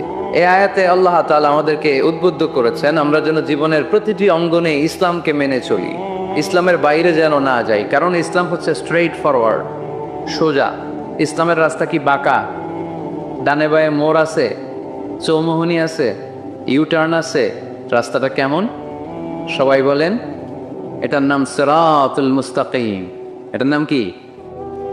Straight forward. এজন্য প্রত্যেক সালাতে আমরা আল্লাহর কাছে বলি, আল্লাহ ইহদিনাস সিরাতাল মুস্তাকিম। এটা কিন্তু অনেক বড় দোয়া, অর্থ জানি না তাই আমাদের হৃদয়ে টাচ করে না। এটা অনেক বড় দোয়া, ইহদিনাস সিরাতাল মুস্তাকিম। O Allah, show us the right path, show us the correct path. আল্লাহ, আমি যেন সোজা পথে চলতে পারি, আমি যেন বাঁকা পথে না যাই। আমরা যদি পথ ভুলে যাই, আমাদের পথ দেখায় কে? জোরে বলেন। আমি যদি কোনোদিন পথে ভুলে যাই, হাত ছানি দিয়ে কাছে নিও। আমি যদি কোনোদিন পথে ভুলে যাই, হাত ছানি দিয়ে কাছে নিও। মমতার বন্ধনে আমায় বেঁধে সব ভুল ক্ষমা করে দিও। আমি যদি কোনোদিন পথে ভুলে যাই, হাত ছানি দিয়ে কাছে নিও। মমতার বন্ধনে আমায় বেঁধে সব ভুল ক্ষমা করে দিও। করেন আমিন। এজন্য আমরা প্রত্যেক সালাতে পড়ি ইহদিনাস সিরাতাল মুস্তাকিম। এটা সহজ সরল পথ। আল্লাহ বললেন এই পথেই চলবা, এই ইসলামকে আঁকড়ে ধরবা জীবনের সবখানে। ইসলাম মানবো কোনখানে? আরো জোরে কোনখানে? ইসলাম মানবো কতক্ষণ? দেহে প্রাণ আছে যতক্ষণ। এগুলো মনে থাকবে আপনাদের। This is my humble message to you. আমি প্রতি বছর মালয়েশিয়া থেকে অনেক কষ্ট করে দেশে আসি আপনাদেরকে কিছু মেসেজ পৌঁছানোর জন্য। এগুলো আপনাদেরকে মুখস্থ করতে হবে, হজম করতে হবে, দেন ফ্যামিলিতে, সমাজে বাস্তবায়ন করতে হবে। তা না হলে পরিবর্তন আসবে না। আমরা পরিবর্তন চাই। We need change, we have to change, we like change.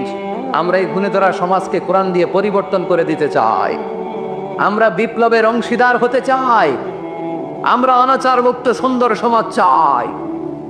সেজন্য এই কথাগুলি, মেসেজগুলো ধারণ করতে হবে, বলতে হবে, শেয়ার করতে হবে, বলতে হবে, শেয়ার করতে হবে, হজম করতে হবে, জীবনে আমল করতে হবে। ঠিক কিনা?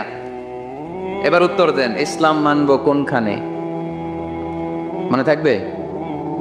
আজকে যে স্ত্রীরা জিজ্ঞেস করবেন, মাহফিল শেষে বউরে যে সালাম দিবেন, দিবেন তো? সবাই দিবেন? বাচ্চারাও কয় দিব। পাগলেই গেছে বলবে। সালাম দিয়ে বলবো, বউ ইসলাম মানবা কোনখানে? স্ত্রী কি বলবে? সবখানে। ভাবি যারা শুনতেছেন প্যান্ডেলে, আপনারাও জিজ্ঞেস করবেন জামাইকে, ইসলাম মানবা কোনখানে? আপনার উত্তরে কি বলবেন? সবখানে। পারা যায় তো? তো এইভাবে এই মেসেজগুলো ধারণ করতে হবে, লালন করতে হবে। এবং কোনো জায়গায় ভুল করতে চাইলেই আল্লাহর ভয়ে থেমে যেতে হবে, অন্যায় করা যাবে না। কারণ আমি ওয়াদা দিয়েছি, ইসলাম মানবো কোনখানে? না শুধু মসজিদে, মাদ্রাসায়, মাহফিলে, কোনখানে? মনে থাকবে মুসলমান, ইসলাম মানবো কতক্ষণ? পেটে ব্যথা যতক্ষণ, যতক্ষণ পেটে ব্যথা তখন আল্লাহরে ডাকে। পেট ব্যথা নাই, আল্লাহ নাই, এরকম ডাকাইতে আসছে না? নাই না। সুস্থ অবস্থায়ও ইসলাম মানবো, অসুস্থ অবস্থায়ও, দুঃখের দিনেও মানবো, সুখের দিনেও। তাহলে আওয়াজ করে বলেন, ইসলাম মানবো কতক্ষণ? দেহে প্রাণ থাকে যতক্ষণ, ঠিক কিনা? মনে থাকবে কুল্লার ছেলেরা। এজন্য রাব্বুল আলামিন বলেন, ومن يبتغ غير الإسلام دينا فلن يقبل منه وهو في الآخرة من الخاسرين। ইসলাম ছাড়া অন্য কোথাও যে শান্তি তালাশ করে, ইসলাম ছাড়া অন্য কোনো ধর্ম যে তালাশ করে, তার কোনো কিছুই আল্লাহ কবুল করবে না। আর আখেরাতে লোকটা হবে হায় হায় কোম্পানির ম্যানেজার। কি কোম্পানির? মানে হায় হায় করবে, হায় হায় হায় হায় হায়, কি করলাম? কোন নেতার পিছনে ছুটলাম? কেন গানের কনসার্টে গেলাম? কেন মদের আড্ডাখানায় গেলাম? কেন কোরআনের মঞ্চে গেলাম না? কেন তাফসীর মাহফিলগুলোতে বাধা দিলাম? কেন ইসলামের আওয়াজগুলোকে আটকে দিতে চাইলাম? হায় হায় করবে, হায় হায় করবে, আফসোস করবে। কিন্তু সেদিন তাদের আফসোসে কোনো লাভ হবে? Whoever seeks anything except Islam, that will be not accepted, and he will be the loser in akhirah. ইসলাম ছাড়া যে অন্য কিছু তালাশ করে, সেটা কবুল হবে না, আর সে হবে লুজার। লুজার মানে যে সব হারাইছে, আর গেইনার মানে যে সব পেয়েছে। আমরা কি লুজার হব না গেইনার? মাশাআল্লাহ, এই তো বুঝতে পেরেছে। আমরা গেইনার হতে চাই। যারা জান্নাতে ঢুকতে পারে তারাই গেইনার, ঠিক কিনা? আমরা এখানে যেমনি একসাথে বসে গেইনার হয়েছি, জান্নাতেও যেন একসাথে বসতে পারে, আল্লাহ তৌফিক দান করো। তাহলে ইসলাম ছাড়া অন্য কিছু মানি না। বলেন, ইসলাম ছাড়া অন্য কিছু মানি না, মানবো না। নাহনু কওমুন আ'আজ্জানাল্লাহু বিল ইসলাম। আমরা তো এমন জাতি যে জাতিকে আল্লাহ ইসলাম দিয়ে সম্মান দিয়েছে। ফাইন ইবতাগাইনাল ইজ্জাতা বিগাইরিহি আযাল্লানাল্লাহ। ইসলাম ছাড়া অন্য কোথাও যদি আমরা সম্মান তালাশ করি, আমাদেরকে অপমান করবে কে? আমাদের সম্মান তাহলে কোন জায়গায়? ইসলামে। বুক ফুলিয়ে সব জায়গায় বলা যাবে আমি মুসলমান। পৃথিবীর যেই দেশেই যান, যে কোনো জায়গায় দাঁড়ান না কেন, বুক ফুলিয়ে বলতে হবে I M A Muslim, I proud of it. আমি মুসলমান, আমার ধর্মের নাম কি? ইসলাম। এটা সাহসিকতার সাথে বলতে হবে।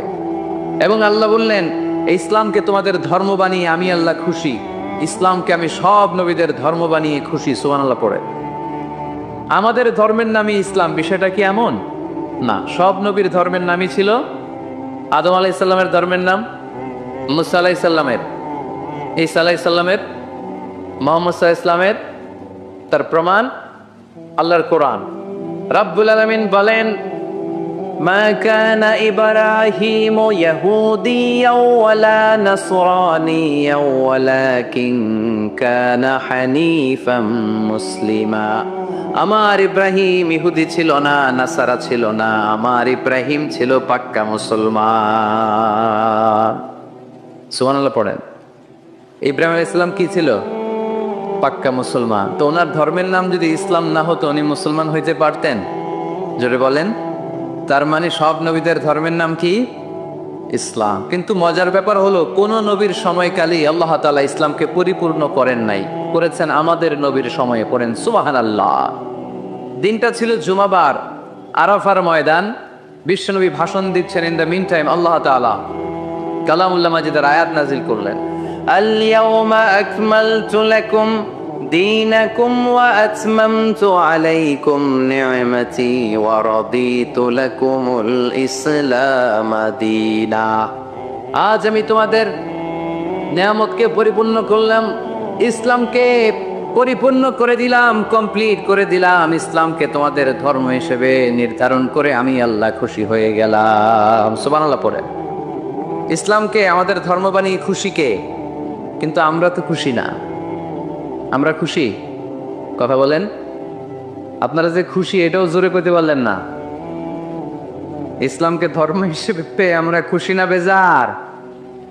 কষ্ট হচ্ছে রেসপন্স করতে, বুঝতে পারছি। খুলনাবাসীর গলায় জোর কম। ইসলাম পেয়ে খুশি না বেজার? তো এই আওয়াজটা এতক্ষণ ছিল কই? হ্যাঁ, খালি বলিও এরকম ঘুরানো লাগে, ঘুরাইলে বাড়ে, নাইলে আবার কমে যায়। ইসলাম পেয়ে আমরা খুশি না বেজার? আমরা খুশি। প্রত্যেক নামাজ শেষে কিন্তু এই ঘোষণাটা দেই, অর্থ বুঝি না তাই বুঝতে পারি না। আমরা বলি প্রত্যেক নামাজের পরে, রাদিতু বিল্লাহি রাব্বা অবিল ইসলামি দীনা অবি মুহাম্মাদিন রাসূলা। আল্লাহ তোমারে রব হিসেবে পেয়ে আমরা খুশি, নবীকে আমাদের নবী হিসেবে পেয়ে খুশি, মুহাম্মদ সাল্লাল্লাহু আলাইহি ইসলামকে, আর ইসলামকে ধর্ম হিসেবে পেয়ে আমরা খুশি। চিল্লায় পড়েন সুবহানাল্লাহ। আল্লাহ নিজেই ঘোষণা দিয়েছেন, তোমরা খুশি হও আর না হও, আমি ইসলামের বিজয়কে পৃথিবীতে প্রতিষ্ঠিত করে দেব। গোটা বিশ্বব্যাপী আপনি নিউজ পড়েন, দেখবেন যে প্রতিদিন কালিমা পড়ে লোকজন মুসলমান হয়, এরকম আছে না নাই? গত 3 দিন আগে গাজীপুরে এক বিশাল জনসমাবেশে সানিরাজ নামে এক হিন্দু ছেলে নাম নিয়েছে আব্দুল্লাহ, মুসলমান হয়ে গেছে। সুবহানাল্লাহ পড়েন। হযরতুল আল্লাহ কামরুল ইসলাম সাঈদ আল আনসারী ভাইয়ের হাতে ওই দিন দেখলাম পেকুয়া দিগন্ত ফাউন্ডেশনের তাফসির মাহফিলে 2 চাকমা কালিমা পড়ে মুসলমান। আরেক জায়গায় দেখলাম আমাদের প্রিয় মুফাসসির আমির হামজা ভাইয়ের মাহফিলে কালিমা পড়ে মুসলমান। আমার প্রিয় বড় ভাই আল্লামা তারেক মনোয়ার ভাইয়ের মাহফিলে দেখলাম কালিমা পড়ে লোকজন মুসলমান। এই ইসলামের জয় জয়কার দেখে ইসলাম বিরোধীদের আজকে মাথা গরম,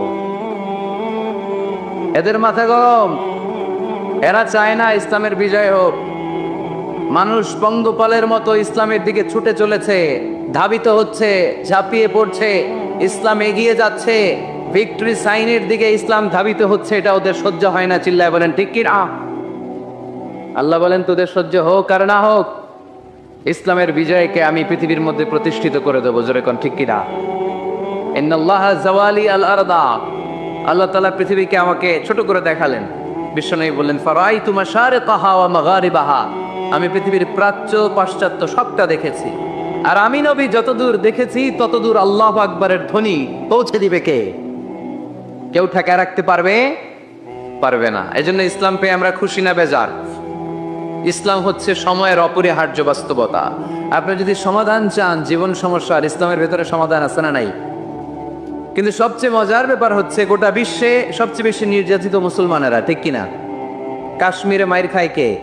মুসলমান। ফিলিস্তিনে মাইর খায়, ইরাকে মার খায়, তারপরে মায়ানমারে মার খায়, বাংলাদেশেও মার খায়, চীনের উইঘরে মার খায়, গোটা বিশ্বে মুসলমানেরা মার খায়। কিন্তু সব ধর্মের লোকেরা তাদের ধর্ম রেখে দিয়ে ইসলাম ধর্মের ভেতরে ঢুকে যাচ্ছে। সুবহানাল্লাহ। ইউরোপ আমেরিকাতে এর ধারাবাহিকতা বাড়ছে, প্রতিনিয়ত কালিমা পড়ে লোকজন মুসলমান হচ্ছে। খ্রিস্টানরা যেখানে যে নামাজ পড়ে ওইটারে কি বলে জানেন? গির্জা। ইংরেজিতে বলে চার্চ। এই ইউরোপ আমেরিকাতে ওরা ওদের চার্চ বা গির্জাগুলো বিক্রি করে দিচ্ছে। এর কারণ মাসেও একজন আসে না, কথা কয় না। আমরা 5 ওয়াক্ত পড়ি, 3 ওয়াক্ত পড়ি, 2 ওয়াক্ত পড়ি, সপ্তাহে তো হাজিরা দেই। কথা বলেন কি বার? এই শুক্রবার বা জুমাবারে হাজিরারা তো দেই। ওদের মাসকের পর মাস যায়, কোনো মুসল্লি নাই। খালি ফাদাররা বসে বসে ওখানে পড়তেছে, help us Jesus the son of God, ও গডের ছেলে ঈসা আমগরে বাঁচাও, ও গডের পোলা ঈসা আমগরে বাঁচাও। এই জিকির করতে থাকে। মাগার কোনো খ্রিস্টান ওদের ইবাদত গাহে ঢুকে বছরও একদিন যায় না। তো এই গির্জা দিয়ে ওরা কি করবে? সবাই মিলে এক কাম করে এটা বেচা দেই। মুসলমানেরকে পাইছি সুযোগ, কম দামে কিনে এটার মসজিদ বানায় দেই। সুবহানাল্লাহ। এত আসতে গোটা ইউরোপ আমেরিকার চার্চগুলো now it's changing to mosque. গির্জা থেকে এটা এখন মসজিদ হইতে শুরু করছে। আমাদের সুইজারল্যান্ডে মুসলিম কমিউনিটি আছে, জার্মানিতে আছে, অস্ট্রিয়ায় অনেক বাংলাদেশি, ইটালি আরেক বাংলাদেশ। ইটালিতে প্রোগ্রামের জন্য কমসে কম 50টা প্রোগ্রাম চেয়েছে আমার কাছে, যে হুজুর আপনি যদি আসেন 1 মাসের কমে আইসেন না, তাইলে খবর আছে আপনার। বাংলাদেশের নাকি যত থানা ইটালিতে ততটা সমিতি আছে, যতগুলো থানা ততগুলো সমিতি, ততগুলো অর্গানাইজেশন। তো সবাই আমারে ধরে রাখছে আপনার ইউরোপ সফর করলে ইটালি না আসলে খবর আছে। তো ওখানে এই যখন খ্রিস্টানরা ওদের আবাদত গাহে যায় না, কম দামে এরা বেচে দেয়, আর এগুলোরে মুসলমানরা পলিশ করে একটা মিনার লাগাই দিয়ে মসজিদ বানায় ফেলে। প্রতিনিয়ত সেখানে আজান হচ্ছে, আল্লাহর ধ্বনি উচ্চারিত হচ্ছে, ইসলামিক সেন্টার হচ্ছে, স্ট্রিট দাওয়া মানে রাস্তায় দাঁড়িয়ে ইয়াং যুবক ছেলেরা দাওয়ার কাজ করে। এখন গণজাগরণ যুবকদের, তাদের কথায় মানুষ আকৃষ্ট হয় বেশি, ঠিক কিনা? তাদের গায়ে প্রাণ শক্তি বেশি। যুবক যুবক ছেলেরা এখন টাকনুর নিচে আর কাপড় পরে না, উপরে কাপড় পরে। তারা দাঁড়িয়ে দাঁড়িয়ে দাড়ি রাখা, টাকনুর উপরে কাপড়, ছোট্ট কোরআনের কপি নিয়ে আর গেঞ্জি পরে দাঁড়ায়। গেঞ্জির পেছনে লেখা থাকে মোহাম্মদ, MUHAMMAD। কি হয়? মোহাম্মদ। তাদের পিছনে, সবার গেঞ্জির পিছনে মোহাম্মদ দেখে খ্রিস্টানদের এই নাম মুখস্থ হয়ে গেছে। খোদ ইউরোপে নাকি বর্তমানে সবচেয়ে জনপ্রিয় নামের তালিকায় রয়েছে মোহাম্মদ। সবচেয়ে জনপ্রিয় ফেমাস নামের তালিকায় এখন ইউরোপে খোদ খ্রিস্টানদের রাজ্যে মোহাম্মদ নামটা সবচেয়ে জনপ্রিয় হয়েছে। গেঞ্জির পিছনে মোহাম্মদ নাম দেখে তাদের কৌতূহল। ঘটনা কি? এই ছেলেরা ভালো ভালো কাজ করে, রাস্তায় ময়লা থাকে, ময়লা ক্লিন করে, কিন্তু কারোর সাথে কথাবার্তা বলে না। গেঞ্জির পিছনে লেখা মোহাম্মদ। তারা বাড়িতে যে গুগল সার্চ ইঞ্জিনে লেখে যে দেখি তো এটা কি, MUHAMMAD। ইন্টারনেটে গুগল সার্চে যখন তারা মোহাম্মদ লেখে, তখন ইন্টারনেটে বিষ্ণু ঈসা ইসলামের জীবনী চলে আসে। তারা অবাক হয়ে জীবনী পড়তে থাকে। অনেকে পড়তে পড়তে চোখের পানি ছেড়ে অশ্রু বিসর্জন করে। যাদের নসিব ভালো, অনেকে কালিমা পড়ে মুসলমান হয়ে যায়। ইউরোপে যদি এরকম গণজোয়ার তৈরি হয়, তাহলে এটাই প্রমাণ করে ইসলামের বিজয়কে কোনো অপশক্তি ঠেকিয়ে রাখতে পারবে না। গোটা বিশ্বব্যাপী আজ গণজোয়ার। ছেলেপেলেরা দাঁড়িয়ে স্ট্রিট দাওয়া করে, হিপ হপ স্টাইলের মেয়েদের কাছে যেয়ে বলে, do you know what is Islam? Do you know who is Muhammad? Do you know what is Mecca? Do you know what is Medina? তুমি কি জানো মক্কা কি, মদিনা কি, মোহাম্মদ কি? তারা বলে, নো, আমরা কিছুই জানি না। We want to know about it, আমরা জানতে চাই। তখন তারা দাঁড়িয়ে দাঁড়িয়ে এটাকে বলে স্ট্রিট দাওয়া। রাস্তায় দাঁড়িয়ে, স্ট্রিট মানে কি? রাস্তা। রাস্তায় দাঁড়িয়ে তারা দাওয়ার কাজ করে। করতে করতে অনেক হিপ হপ স্টাইলের ছেলে মেয়েদেরকে তারা ইন্টেলেকচুয়ালি কনভিন্স করে ফেলে। অনেক ছেলে মেয়ে ওই জায়গার মধ্যে দাঁড়িয়ে শাহাদাত বাণী ঘোষণা করেছে। ইসলামের বিজয়কে অবশ্যম্ভাবী হিসেবে ঘোষণা দিয়েছে কে? কেউ ঠেকায় রাখতে পারবে? যদিও গোটা বিশ্বে মুসলমানেরা মার খায়, কিন্তু বিজয় হবে ইসলামের, ঠিক কিনা? স্যামুয়েল হ্যান্টিংটন একটা বই লিখেছে, দ্য ক্ল্যাশেস অফ সিভিলাইজেশন, সভ্যতার সংঘাত। সেখানে তিনি দেখিয়েছেন এই সভ্যতা, ওই সভ্যতা, ওই সভ্যতা। তিনি বলেছেন পৃথিবীতে অনেক সভ্যতা এসেছে, চলে গিয়েছে, অনেক ধর্ম জেগে উঠেছে, থেমে গিয়েছে। সর্বশেষ এসে গবেষণা করে বলেছে, সর্বশেষ এমন একটা ধর্ম ডমিনেট করবে যেটা এমন ভাবে দাঁড়াবে, গোটা বিশ্বের সব রাজকীয় মসনদগুলোকে চুরমার করে তার পতাকা গাড়বে। আর এই পতাকার মধ্যে লেখা থাকবে, লা ইলাহা ইল্লাল্লাহ মুহাম্মাদুর রাসূলুল্লাহ। এই ইসলামের বিজয়, এটাকে আর কেউ থামায় রাখতে পারবে না। জোরে কোন ঠিক কিনা? সর্বশেষ সভ্যতা যেটা টিকে থাকবে, এটার নাম ইসলামের সভ্যতা। এজন্য আমাদেরকে দাওয়াতি কাজ বাড়াতে হবে। রাসূল সাল্লাল্লাহু আলাইহি ওয়াসাল্লাম বলেছেন, আরব দেশে কেউ যদি লাল কপালওয়ালা উট পায়, তার চেয়ে দামি জিনিস আর হয় না। আমরা বর্তমানে কি পাইলে খুশি? কেউ হয়তো BMW পেলে সবচেয়ে খুশি, 1 কোটি টাকার বান্ডিল দিলে খুশি, ডুপ্লেক্স একটা বাড়ি দিয়ে দিলে খুশি, তাই না?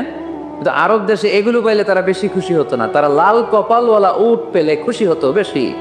বিষ্ণু ঈসা ইসলাম বলেন, তোমার কারণে যদি কেউ অন্য ধর্ম থেকে ইসলামে আসে, জাহান্নাম থেকে জান্নাতি হতে পারে। লাল কপালের উট পেলে তোমার যত খুশি হওয়া উচিত, তার চেয়েও তুমি বেশি খুশি হয়ে যাবা। এজন্য আমাদের দাওয়াতি কাজ বাড়ানোর দরকার আছে না নাই? উই অল আর দাঈ ইলাল্লাহ, আমরা সবাই দাঈ।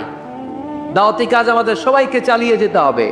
আমাদের কমিউনিটিতে, আমাদের সমাজে, আমাদের গ্রামে, আমাদের ওয়ার্ক প্লেসে, যে যেই জায়গায় কাজ করি, যে যেই বাজারে ব্যবসা করি, ওইখানে আমার দাওয়াতি কাজ চলবে, ঠিক কিনা? সবাই দায়ী। আমি আল আজহার থেকে পড়েছি তাফসীর ডিপার্টমেন্টে, মালয়েশিয়ায় পড়েছি কোরআনিক সায়েন্সে, কোরআন এন্ড সুন্নাহ স্টাডিজে, এখন কোরআনের উপর PhD করতেছি। আমি জানতে পেরেছি বেশি, ফলে আমি প্রচার করছিও বেশি। কেউ জানবে কম, ও প্রচার কমবে কম। একজন জানে শুধু লা ইলাহা ইল্লাল্লাহ, তার দায়িত্ব হচ্ছে শুধু এইটা পৌঁছায় দেবে, ঠিক কিনা? এজন্য সবাই কোরআনের দাওয়াতের কার্যক্রমে অংশগ্রহণ করতে রাজি আছেন? আমরা সবাই দায়ী, আমরা সবাই দায়ী। জোরে বলেন ঠিক কিনা? আমরা ইসলামের দাওয়াত দিব। কিসের দাওয়াত? জোরে বলেন, আরো জোরে বলেন। ইসলামের দাওয়াত দিব। তো ইসলামের দাওয়াত দিতে যে কি বলবো, ইসলাম সম্পর্কে জানার দরকার আছে না নাই? ইসলামকে আল্লাহ তাআলা 10টি বৈশিষ্ট্য দিয়ে বৈশিষ্ট্যমণ্ডিত করেছে। আমরা এই 10টি পয়েন্টে যখনই ইসলাম নিয়ে কথা বলবো, এই 10টি পয়েন্টের কথা বিধর্মীদের কাছে তুলে ধরবো। পারা যাবে? আপনাদের কারো হিন্দু বন্ধু আছে? কার কার আছে দেখি? সবার হিন্দু বন্ধু। ঘটনা কি? এলাকার নাম কি? ও, দেবদুয়ার। মাশাআল্লাহ, দেবদুয়ার। হিন্দু ভাইদেরকেও আমরা অনেক ভালোবাসি। আজকে এয়ারপোর্টে, ঢাকা এয়ারপোর্টে অনেক লোক আমাকে ঘিরে ধরেছে। সবার কথা হচ্ছে ইউটিউবে হুজুর আপনারা দেখি। আপনারা দেখছেন নাকি ইউটিউবে? দেখেছি তো। এক হিন্দু আসছে, এসে কানে কানে বলে, হুজুর আমি হিন্দু, আমি আপনার আলোচনা শুনি, আমি আপনার সাথে একটা ছবি তুলতে চাই। কেন? বলতেছে এটা স্মৃতি হিসেবে রাখতে চাই। এটা আমাদের সৌভাগ্য, ঠিক কিনা? হিন্দুরা যদি আমাদের মাহফিলে আসে, এদেরকে জায়গা করে দিবেন, খাওয়ার ব্যবস্থা করে দিবেন। অনেক আসছে, হ্যাঁ, কত শত হিন্দু ভিতরে। আমাদের হিন্দু ভাইদের মধ্যে থেকে কারা কারা আসছেন দেখি তো। আচ্ছা, হাত উঁচু করবে না, তারপরে দু একজন করে ফেলছে, হাত নামান। হয়েছে হয়েছে, না ওঠানোর দরকার নাই, টানাটানি করার দরকার নাই। আলহামদুলিল্লাহ, অনেক নাকি আসছে হিন্দু। আলহামদুলিল্লাহ, আল্লাহ ভাইদেরকে তুমি ইসলামের জন্য কবুল করো। আমাদের মধ্যে যদি ইসলামের সৌন্দর্য দেখে, তাহলে তারাও কালিমা পড়ে মুসলমান হবে, ঠিক কিনা? এবং কোনো হিন্দু ছেলে যদি মুসলমান হয়, তার দায়িত্ব আপনারা নেবেন, এবং তার বাবা মার সাথে সেজন্য সম্পর্ক নষ্ট না করে। বাবা মা হিন্দু হোক, কোনো সমস্যা নেই, বাবা মার সাথে সুসম্পর্ক থাকবে, সুসম্পর্ক থাকবে। আল্লাহ রাসূল সাল্লাল্লাহু আলাইহি সাল্লামের স্ত্রী আয়েশা রাদিয়াল্লাহু তাআলা আনহুর বোন আসমা, ওনার মা ছিলেন মুশরিকা। তখন মুশরিকা ছিলেন। এসে আল্লাহ রাসূল সাল্লাল্লাহু আলাইহি সাল্লামকে বললেন, ইয়া রাসূলুল্লাহ, আমার মা তো মুশরিকা, আমি তো কালিমা পড়ে মুসলমান হলাম, আমি কি মায়ের সাথে ভালো আচরণ করব নাকি কথা বলবো না? বিষ্ণু সাল্লাল্লাহু আলাইহি সাল্লাম বললেন, খবরদার, সিলিহা, হোক মুশরিক হোক কাফের, সে তোমার মা। লাউ কাতাআতা জিলদাক, যদি তোমার চামড়া কেটে মাকে পায়ের জুতা বানিয়ে দাও, ওই যে এক ঢোক দুধ খেয়েছিলা, ওই এক ঢোক দুধের সুদ আদায় হবে না। খবরদার, মায়ের সাথে ভালো আচরণ করো। তো কোনো হিন্দু ভাই যদি মুসলমান হন, কোনো অসুবিধা নাই, আপনার আব্বা আম্মার সাথে সুসম্পর্ক রাখবেন, আত্মীয়দের সাথে সুসম্পর্ক রাখবেন। তবে মুসলমানদের মধ্যে থেকে যারা আপনারা পয়সাওয়ালা, ফ্যাক্টরির মালিক, বিজনেসের মালিক, তাকে কর্মসংস্থানের ব্যবস্থা করে দিবেন। We have to extend hour helping hand to him. সাহায্যের হাত বাড়িয়ে দেওয়ার দরকার আছে না নাই? এজন্য তাদেরকে নিয়ে আসবেন বেশি। আমরা চাই আমাদের ইসলামের কথা শুনে, ইসলামের সৌন্দর্য দেখে, বিউটি দেখে তারাও কালিমা পড়ে মুসলমান হোক, ঠিক কিনা? তাদের সাথে প্রথম যেই কথাটা তাদেরকে শোনাবেন, সেই কথাটার নাম হচ্ছে আর রাব্বানিয়া। ইসলাম সম্পর্কে প্রথম যে কথা, ইসলামের প্রথম বৈশিষ্ট্যের নাম হচ্ছে আর রাব্বানিয়া। সবাই বলেন কি নাম? মানে এটা রবের দেয়া ধর্ম। তাকে বুঝাবেন, ভাই তোমরা অনেকের ইবাদত করো, অনেকের পূজা করো, এবং তোমাদের এত এত দেবতা যে অনেকের নামও তোমরা জানো না, ঠিক কিনা? আমাদের হিন্দু ভাইদের মোট দেবতার সংখ্যা কত জানেন? হ্যাঁ, অনেক অনেক সংখ্যায়, 33 কোটি বা 36 কোটি এরকম সংখ্যা পাওয়া যায়। তো আমার দেবতা যদি 33 কোটি হয়, আমি কয়জন রে মানব? আমাদের রব কয়জন? ওনার বিধানগুলো কি আমরা ঠিক মতো মানতে পারি? আমরা বিপদে পড়লে এক আল্লাহর কাছে চাই। রব আর খালিক যদি একজন না হয়ে দুইজন হয়, তিনজন হয়, ওইটা ভালো না একজন হইলে ভালো? দুইজন বা তিনজন হইলে মারামারি আছে না নাই? কথা বলেন। এক খোদা বলবে, তুমি আজীবন সকালবেলা পূর্ব দিক থেকে সূর্য উঠাইছো, পশ্চিম দিকে ডুবাইছো, কালকে থেকে আমি উল্টা করব, পশ্চিম দিক থেকে উঠবে পূর্ব দিকে, ধাক্কাধাক্কি আছে না নাই? এ বলবে একরকম, ও আর একরকম। কয়জনের মন খুশি করব আমরা? আমরা এতজনের ইবাদত করি না, আমরা ইবাদত করি একজনের। চিল্লায় বলেন, তিনি কে? আমরা ঘোষণা দেই, কুল হুয়াল্লাহু আহাদ আল্লাহুস সামাদ লাম ইয়ালিদ ওয়া লাম ইউলাদ ওয়া লাম ইয়াকুল লাহু কুফুয়ান আহাদ। পড়েন সুবহানাল্লাহ। আল্লাহুস সামাদ, তিনি আহাদ। বেলাল আল হাবাসীকে যখন মরুভূমির মধ্যে শুইয়ে পাথর চাপা দেয়া হয়েছে, আল্লাহর জিকির করতে পারছে না, পুরো কালিমাটা পড়তে পারছে না, জিহ্বা বের হয়ে যায়, প্রাণ নষ্টাগত, মুখ দিয়ে একটা শব্দই বেরোয়। শব্দটা কি? আহাদ। আহাদ আহাদ, আহাদ কার নাম? কুল হুয়াল্লাহু রাব্বানিয়া, রব কেন্দ্রিক, সবকিছু রবের, আল্লাহর দেয়া ধর্ম। ইসলাম কি বানানো ধর্ম? আমি চাইলেই কি কোরআনের আয়াত চেঞ্জ করতে পারবো? প্রধানমন্ত্রী ডোনাল্ড ট্রাম্প, কোন নবী, পৃথিবীর কেউ কোরআনের একটা আয়াতের চেঞ্জ করার ক্ষমতা রাখে? আয়াত তো দূরের কথা, একটা শব্দ, একটা অক্ষর, একটা নোক্তা। নোক্তা চিনেন? বায়ের নিচে কয় নোক্তা? তায়ের উপরে, সায়ের উপরে, ইয়ার নিচে। এগুলো চেঞ্জ করা যাবে? কথা বলেন। অসম্ভব। কোরআনকে চেঞ্জ করা যায় না। কোরআনের কপি যদি আগুন দিয়ে জ্বালিয়ে দেয়া হয়, কোরআন শেষ হয়ে যাবে? এরকম পরিকল্পনাও করেছিল ইসলাম বিদ্বেষীরা, ভারতবর্ষ থেকে কিভাবে কোরআন সরানো যায়। তারা প্ল্যান করলো ভারতের কোরআনগুলোর মধ্যে আগুন ধরায় দিবে, তাহলে কোরআন শেষ। তাহলে কি কোরআন শেষ?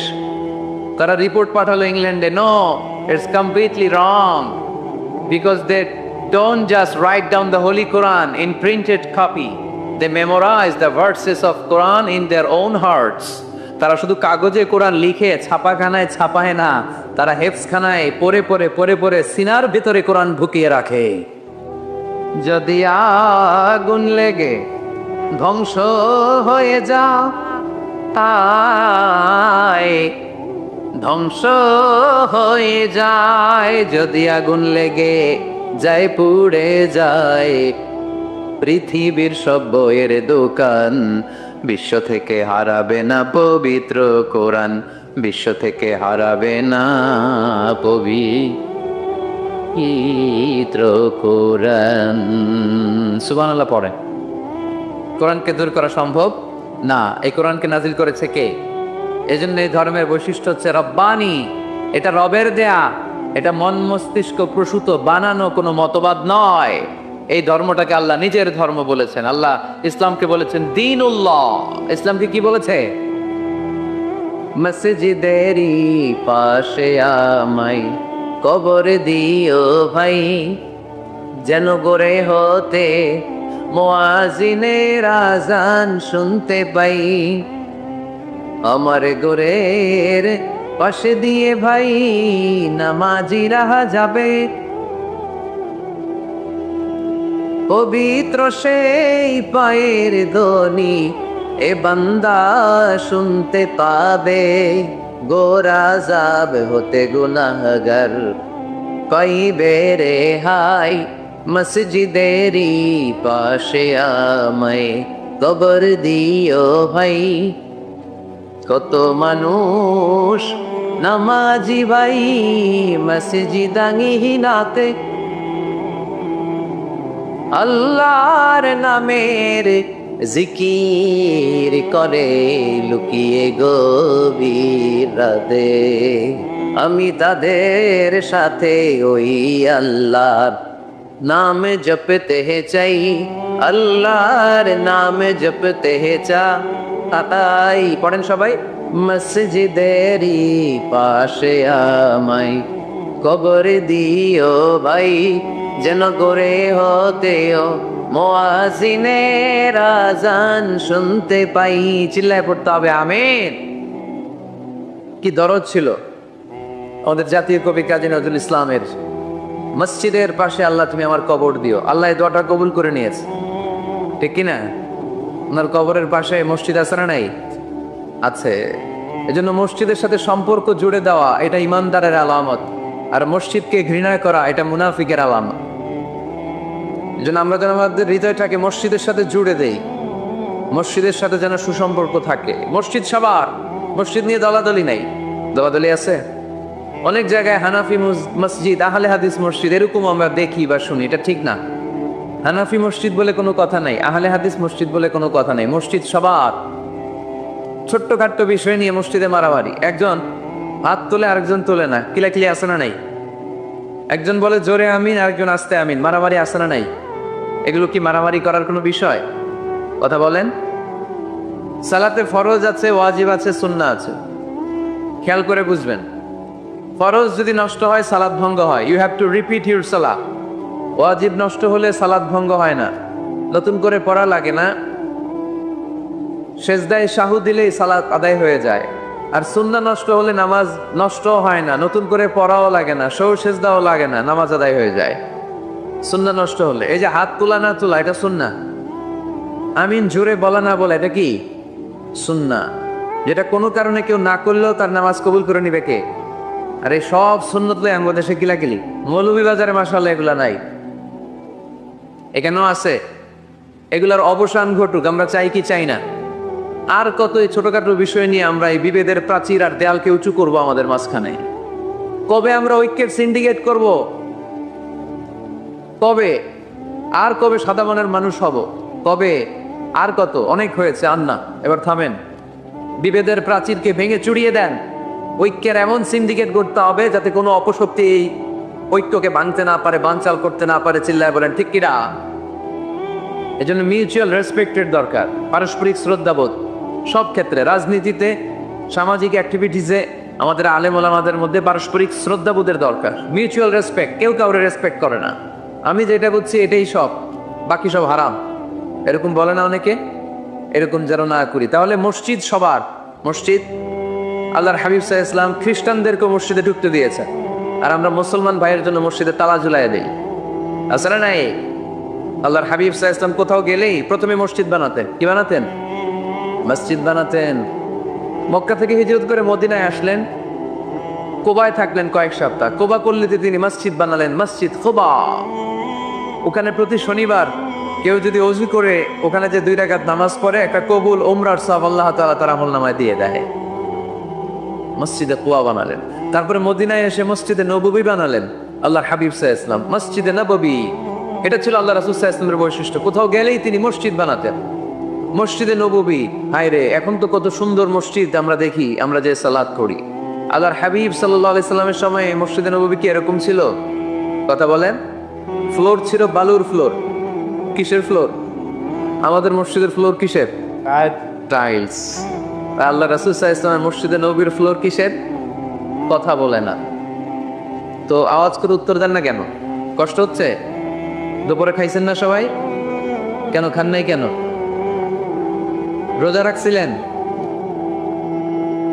হ্যাঁ, ফজর বাদে আইছি। আচ্ছা ঠিক আছে, ঠিক আছে। আচ্ছা আচ্ছা, সাউন্ড নাই, কথা শোনা যায় না? তো এইটা শুনলা কেমনে? জিজ্ঞেস করলাম কথা শোনা যায় না, কয় না। তো এটা শুনলা কি করে?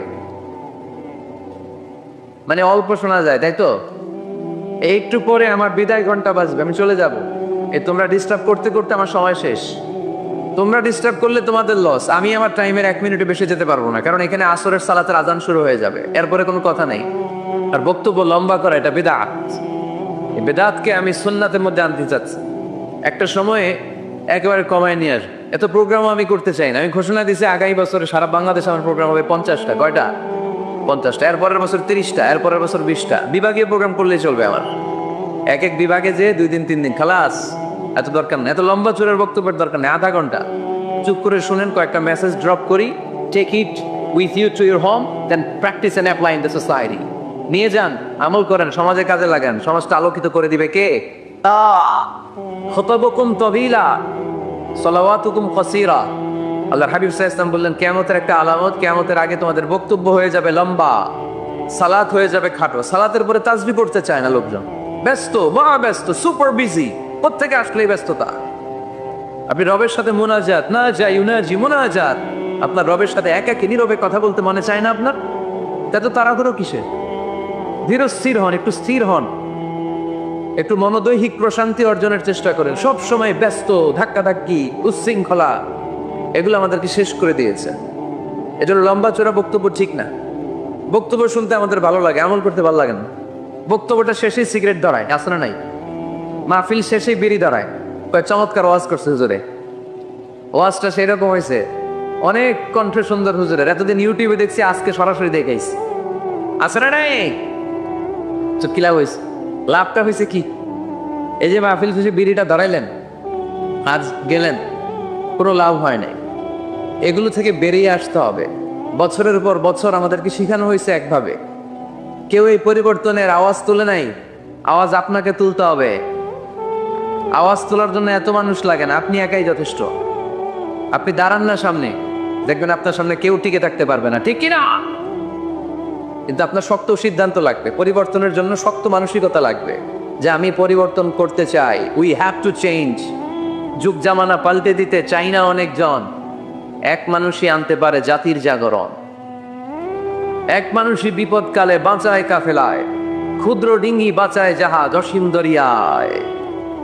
এজন্য আপনার শক্ত সিদ্ধান্ত পারে আপনার মৌলভীবাজারটাকে দেশের শ্রেষ্ঠ জেলা, শ্রেষ্ঠ থানা হিসেবে আল্লাহর কাছে কবুল করতে, ঠিক কিনা? এজন্য লম্বা চূড়া আলোচনা ঠিক না, ছোটখাটো অল্প কয়েকটা মেসেজ নিয়ে যেতে পারলেই that's enough. One of the minor signs before the day of judgment, your Islamic lectures will be very longer and your salah 5 times a day will be shorter. কিয়ামতের আগে বক্তব্য লম্বা, নামাজ খাটো, তাসবিহ পড়ে না, ব্যস্ত, মহাব্যস্ত। এই মহাব্যস্ততা ছাড়েন, কোরআন সুন্নাহর দিকে ফিরে আসেন। বরকত দিবে কে? বিশ্বনবীর মসজিদে নববীর ফ্লোর বালুর ফ্লোর ছিল, আমাদের ফ্লোর টাইলস। আল্লাহর হাবিব সাল্লাল্লাহু আলাইহি ইসলামের মসজিদে বালি নিচে, এই বালিতেই নামাজ পড়তেন। বৃষ্টি হলে কাদামাটি হয়ে যেত, কাদামাটিতেই সেজদা করতেন। সেজদা করলে কাদার মাটি আল্লাহর হাবিব সাল্লাল্লাহু আলাইহি ইসলামের নাকে আর কপালে লেগে যেত। তিনি সালাম ফিরিয়ে সাহাবাদের দিকে মুখ ফিরিয়ে বসলে দেখতেন প্রতিটা সাহাবীর নাকে আর কপালে কাদার মাটি মিশে আছে। তার মানে প্রিয় নবী সাল্লাল্লাহু আলাইহি ইসলামের মসজিদে নববী ছিল কাঁচা, কিন্তু মুসল্লি ছিল পাকা। আমাদের মসজিদগুলা হয়েছে পাকা, কিন্তু মুসল্লি কাঁচা, ঠিক কিনা? ফজরের সালাতে মানুষ নাই। ইমাম সাহেব আছেন কে কে এলাকায়? দেখি ইমাম, মসজিদের ইমাম, মাশাআল্লাহ। আপনাদের এখানে ওই মসজিদে ফজরের নামাজে কয় কাতার হয়? 5 জন 6 জন? কেনে এত কম? কেনে?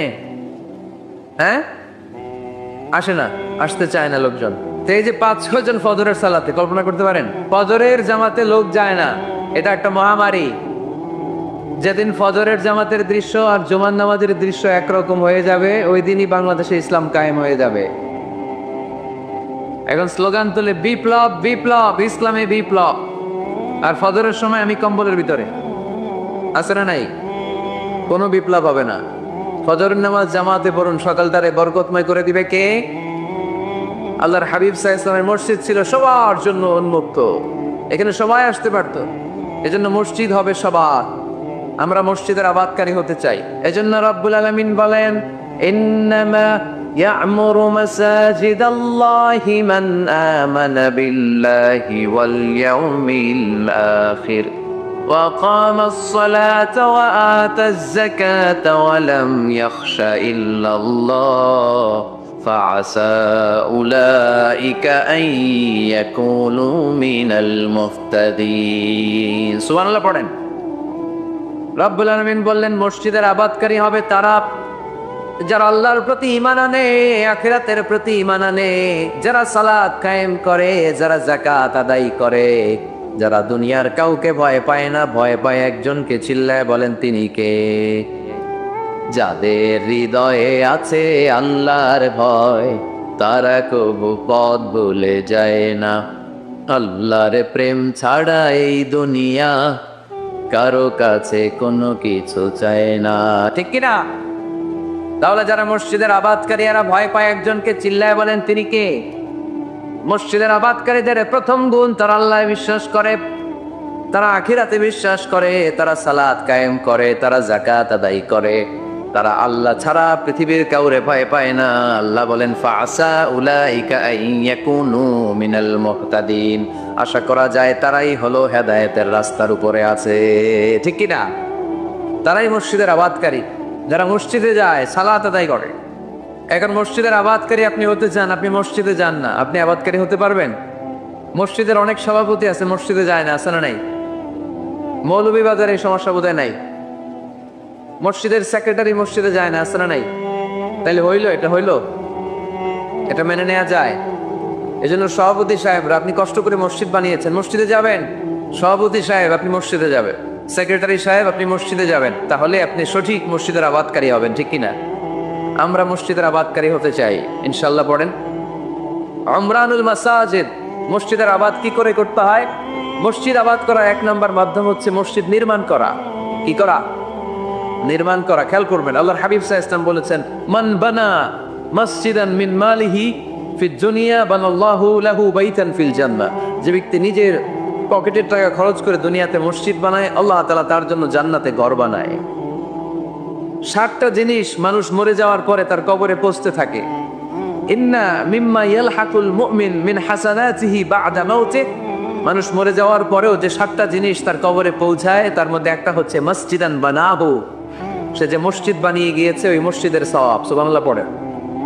আপনি টাকা দিয়ে মসজিদ বানিয়ে দিলেন, ওই মসজিদে মুসল্লিরা নামাজ পড়ে, রোজাদাররা এসে ওখানে ইফতার খায়, তাহাজ্জুদ আদায়কারীরা তাহাজ্জুদ পড়ে, তাদের সওয়াবের কমতি হবে না, কিন্তু তাদের সওয়াবের একটা পার্সেন্টেজ সওয়াব যে ব্যক্তি মসজিদ বানালো তার আমলনামায় আল্লাহ ঢুকিয়ে দেয়।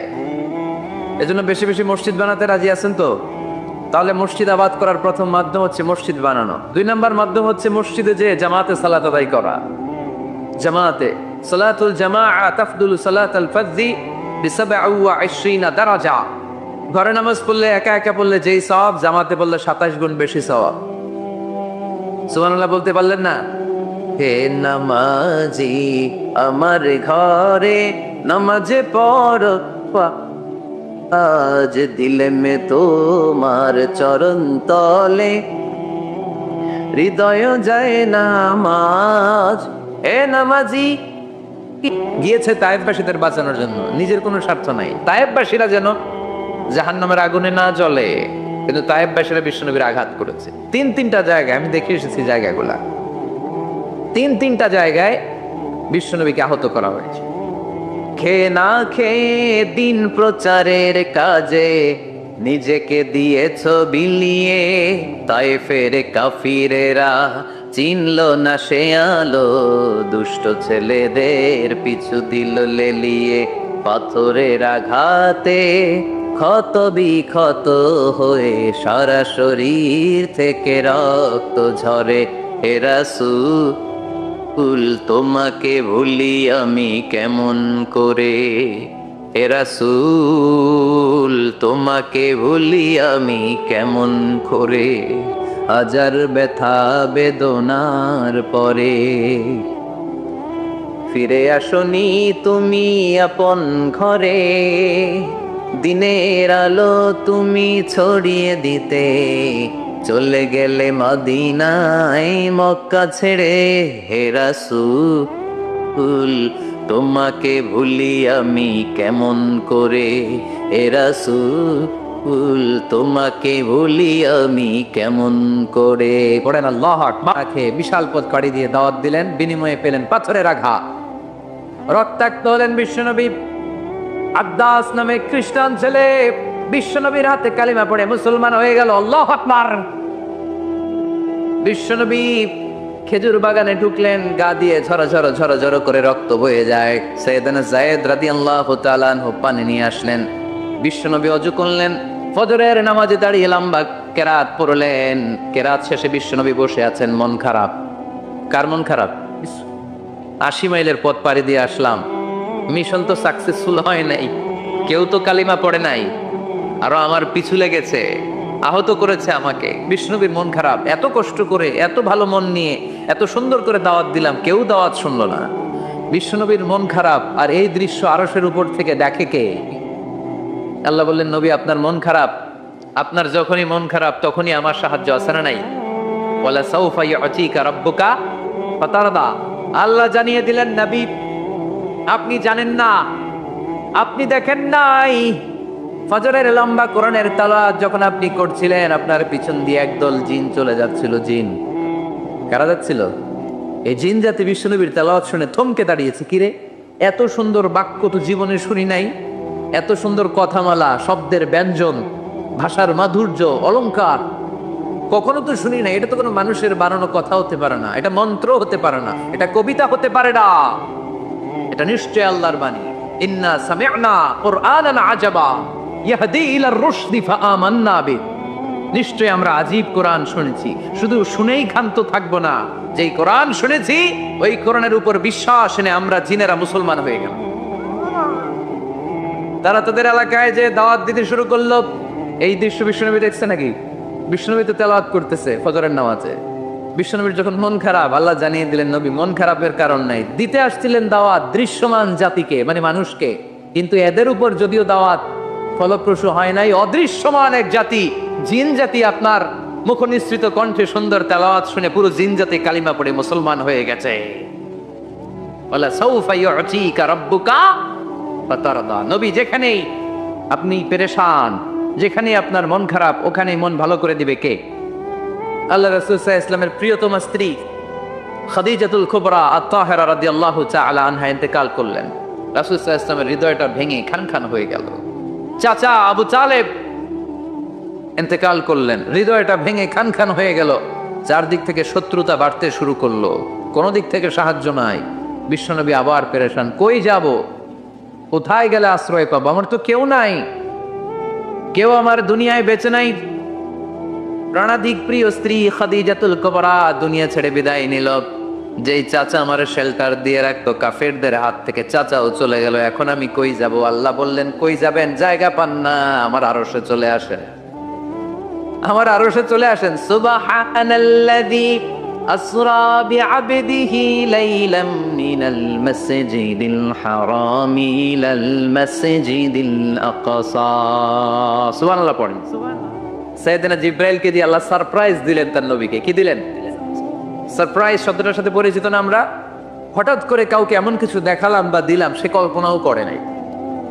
সাইয়েদনা জিব্রাইল মারফত আল্লাহ তাআলা তার প্রিয় হাবিবকে সারপ্রাইজ দিলেন। তিনি তার চাচাতো বোনের ঘরে শুয়েছিলেন, হঠাৎ করে সাইয়েদনা জিব্রাইল ঘরের ছাদকে উঠিয়ে ফেললেন, বিশ্বনবীকে শাঁ করে নিয়ে হাতিমে শুইয়ে দিলেন, গলার এখান থেকে নাভি পর্যন্ত ছিঁড়ে ফেললেন। এটাকে বলে ওপেন হার্ট সার্জারি। শাক্কে সাদার, সিনা চাক করলেন। আল্লাহ রাসূলের হৃদয় বের করে জামজামের পানি দিয়ে ধৌত করলেন। হৃদয়ে নূর, ঈমান, হিকমা, প্রজ্ঞা দিয়ে হৃদয়টারে আবার পরিপূর্ণ করলেন, আবার সেলাই করে দিলেন। তারপরে সরাসরি এখান থেকে বাইতুল মাকদাস, ওখান থেকে আল্লাহর আরশে নিয়ে গেলেন। ওয়াও, ওয়ালা সাউফা ইউতিকা রাব্বুকা ফাতারদা। নবী, এমন এমন জিনিস আমি আপনারে দেব, আপনি তো নিয়ে কুল পাবেন না। যখনই আপনার মন খারাপ, তখনই আমার দেয়া নেয়ামত আপনার জন্য আছে না নেই? মেরাজে চলে গেলেন, রবের সাথে সাক্ষাৎ করে দুনিয়া আসলেন। আসার পরে মক্কার লোকেরা আবার বিশ্বনবীকে হত্যার ষড়যন্ত্র শুরু করে দিল। বিশ্বনবী ডানে যাওয়ার জায়গা পায় না, বায়ে যাওয়ার জায়গা পায় না, সামনেও যেতে পারে না, পেছনেও যেতে পারে না। আল্লাহ বললেন, নবী, এই এলাকায় আর থাকার দরকার নাই, আপনি মদিনায় চলে যান। তবা তয়বা মদিনাতুন নবী, পবিত্র শহর, যে শহরের মাটিতে বরকত, যে শহরের বালুতে বরকত। চিল্লায় পড়েন সুবহানাল্লাহ।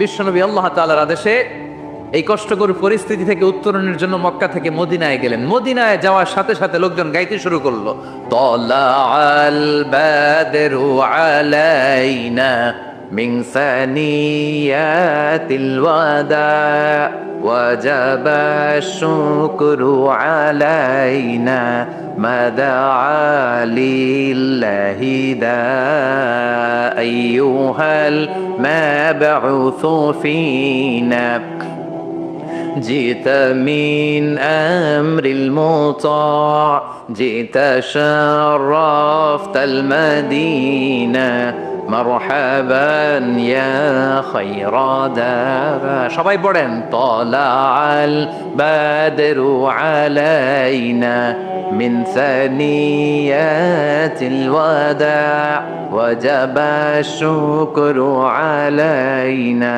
ما دعا لله دا সুবহানাল্লাহ পড়েন। মক্কায় অত্যাচার, মক্কা থেকে গেলেন, সবাই ফুল নিয়ে দাঁড়ায় আছে আর পড়তে আরম্ভ করছে তালা আল বদ্রু আলাইনা। আবার বৃদ্ধ বনিতা, মদিনার ছোট বড় মাঝারি নারী পুরুষ কেউ বাদ যায় নাই, সবাই বিশ্বনবী সাল্লাল্লাহু আলাইহি ওয়াসাল্লামকে ওয়েলকামিং রিসেপশন দেওয়ার জন্য চলে এসেছে। দৃশ্য দেখে বিশ্বনবীর মন খারাপ ছিল, আবার মন ভালো হয়ে গেল।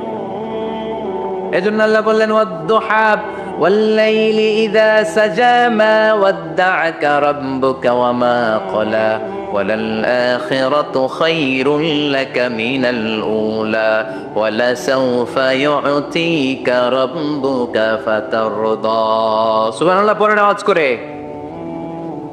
ولسوف يعطيك ربك فترضى। এ নবী, এমন এমন জিনিস দিব আপনি খুশি হয়ে যাবেন, খুশি হয়ে যাবেন। মদিনাতে যে আল্লাহ রাসূল সাল্লাল্লাহু আলাইহি ওয়াসাল্লাম মসজিদে নববী প্রতিষ্ঠা করলেন, আল্লাহ তাআলা কিবলা চেঞ্জ করে দিলেন। আগে পড়তো মক্কার দিকে নামাজ, এখন পড়ে ফিলিস্তিনের দিকে নামাজ। 16 থেকে 17 মাস রাসূল সাল্লাল্লাহু আলাইহি ওয়াসাল্লাম ফিলিস্তিনের দিকে, মানে ইহুদিরা যেদিকে নামাজ পড়ে ওই দিকে হয়ে নামাজ করলেন, কারণ আদেশটা কার? জোরে বলেন সবাই, আদেশটা কার? কিন্তু নবীর মন মানে না। নবীর মনে বড্ড আশা, আমার জন্মস্থান, আমার প্রিয় শহর মক্কার কাবা ঘরের দিকে যদি আমি সেজদা দিতে পারতাম আমার বড্ড ভাল লাগতো। কারণ কাবা আমার জন্মস্থান, মক্কা আমার জন্মস্থান, আমার বংশের গোড়া, আমার আদি পিতা ইসমাইল ইব্রাহিম এই কাবা ঘর নির্মাণ করেছে। তাই প্রত্যেকটা নামাজের পরে বিশ্বনবী আকাশের দিকে তাকায়, মনে মনে ভাবে কাবা যদি চেঞ্জ হয়ে যেত, কেবলা যদি আল্লাহ পরিবর্তন করে দিত কতই না ভালো হতো। নামাজ শেষে বিশ্বনবী দুঃখ নিয়ে উপরে তাকায়, আল্লাহ তো আর দেখে টেকে না, তাই না? দেখে দেখে। আল্লাহ বলে কদ নারা তাকাল্লুবা ওয়াজহিকা ফিস সামা, এই ও নবী আপনি যে আকাশের দিকে তাকিয়ে মন খারাপ করে মনে মনে বিড়বিড় বিড়বিড় করে কি কি বলেন সব আমি জানি, সব আমি দেখি। ফাওয়াল্লি ওয়াজহাকা শাতরাল মসজিদিল হারাম, আর দেরি নয়, আর কাল বিলম্ব নয়, যেখানে ফিরে আপনার সেজদা দিতে মনে চায় আজ থেকে ওই কাবার দিকে আপনার কেবলা আমি মুহূর্তেই পরিবর্তন করে দিলাম গো নবী।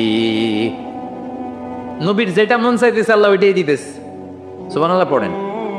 এজন্যই বলেছি খালিল মানে এমন বন্ধু যেই বন্ধু আল্লাহরে খুশি করার জন্য কাজ করে, আর হাবিব মানে এমন বন্ধু যেই বন্ধুরে খুশি করার জন্য আল্লাহ নিজেই কাজ করে। কোন সুবহানাল্লাহ। ফাওয়াল্লি ওয়াজহাকা শাতরাল মসজিদিল হারাম, মসজিদে হারামের দিকে মুখ ঘুরান নবী, মুখ ঘুরান। আপনার দুঃখ আমার সহ্য হয় না, যেদিকে আপনার নামাজ পড়তে মনে চায় ওই কাবার দিকেই পড়েন, চিল্লা এখন সুবহানাল্লাহ। এভাবে যত জায়গায় নবী চিন্তিত, নবীর চিন্তা দূর করে দিছে কে?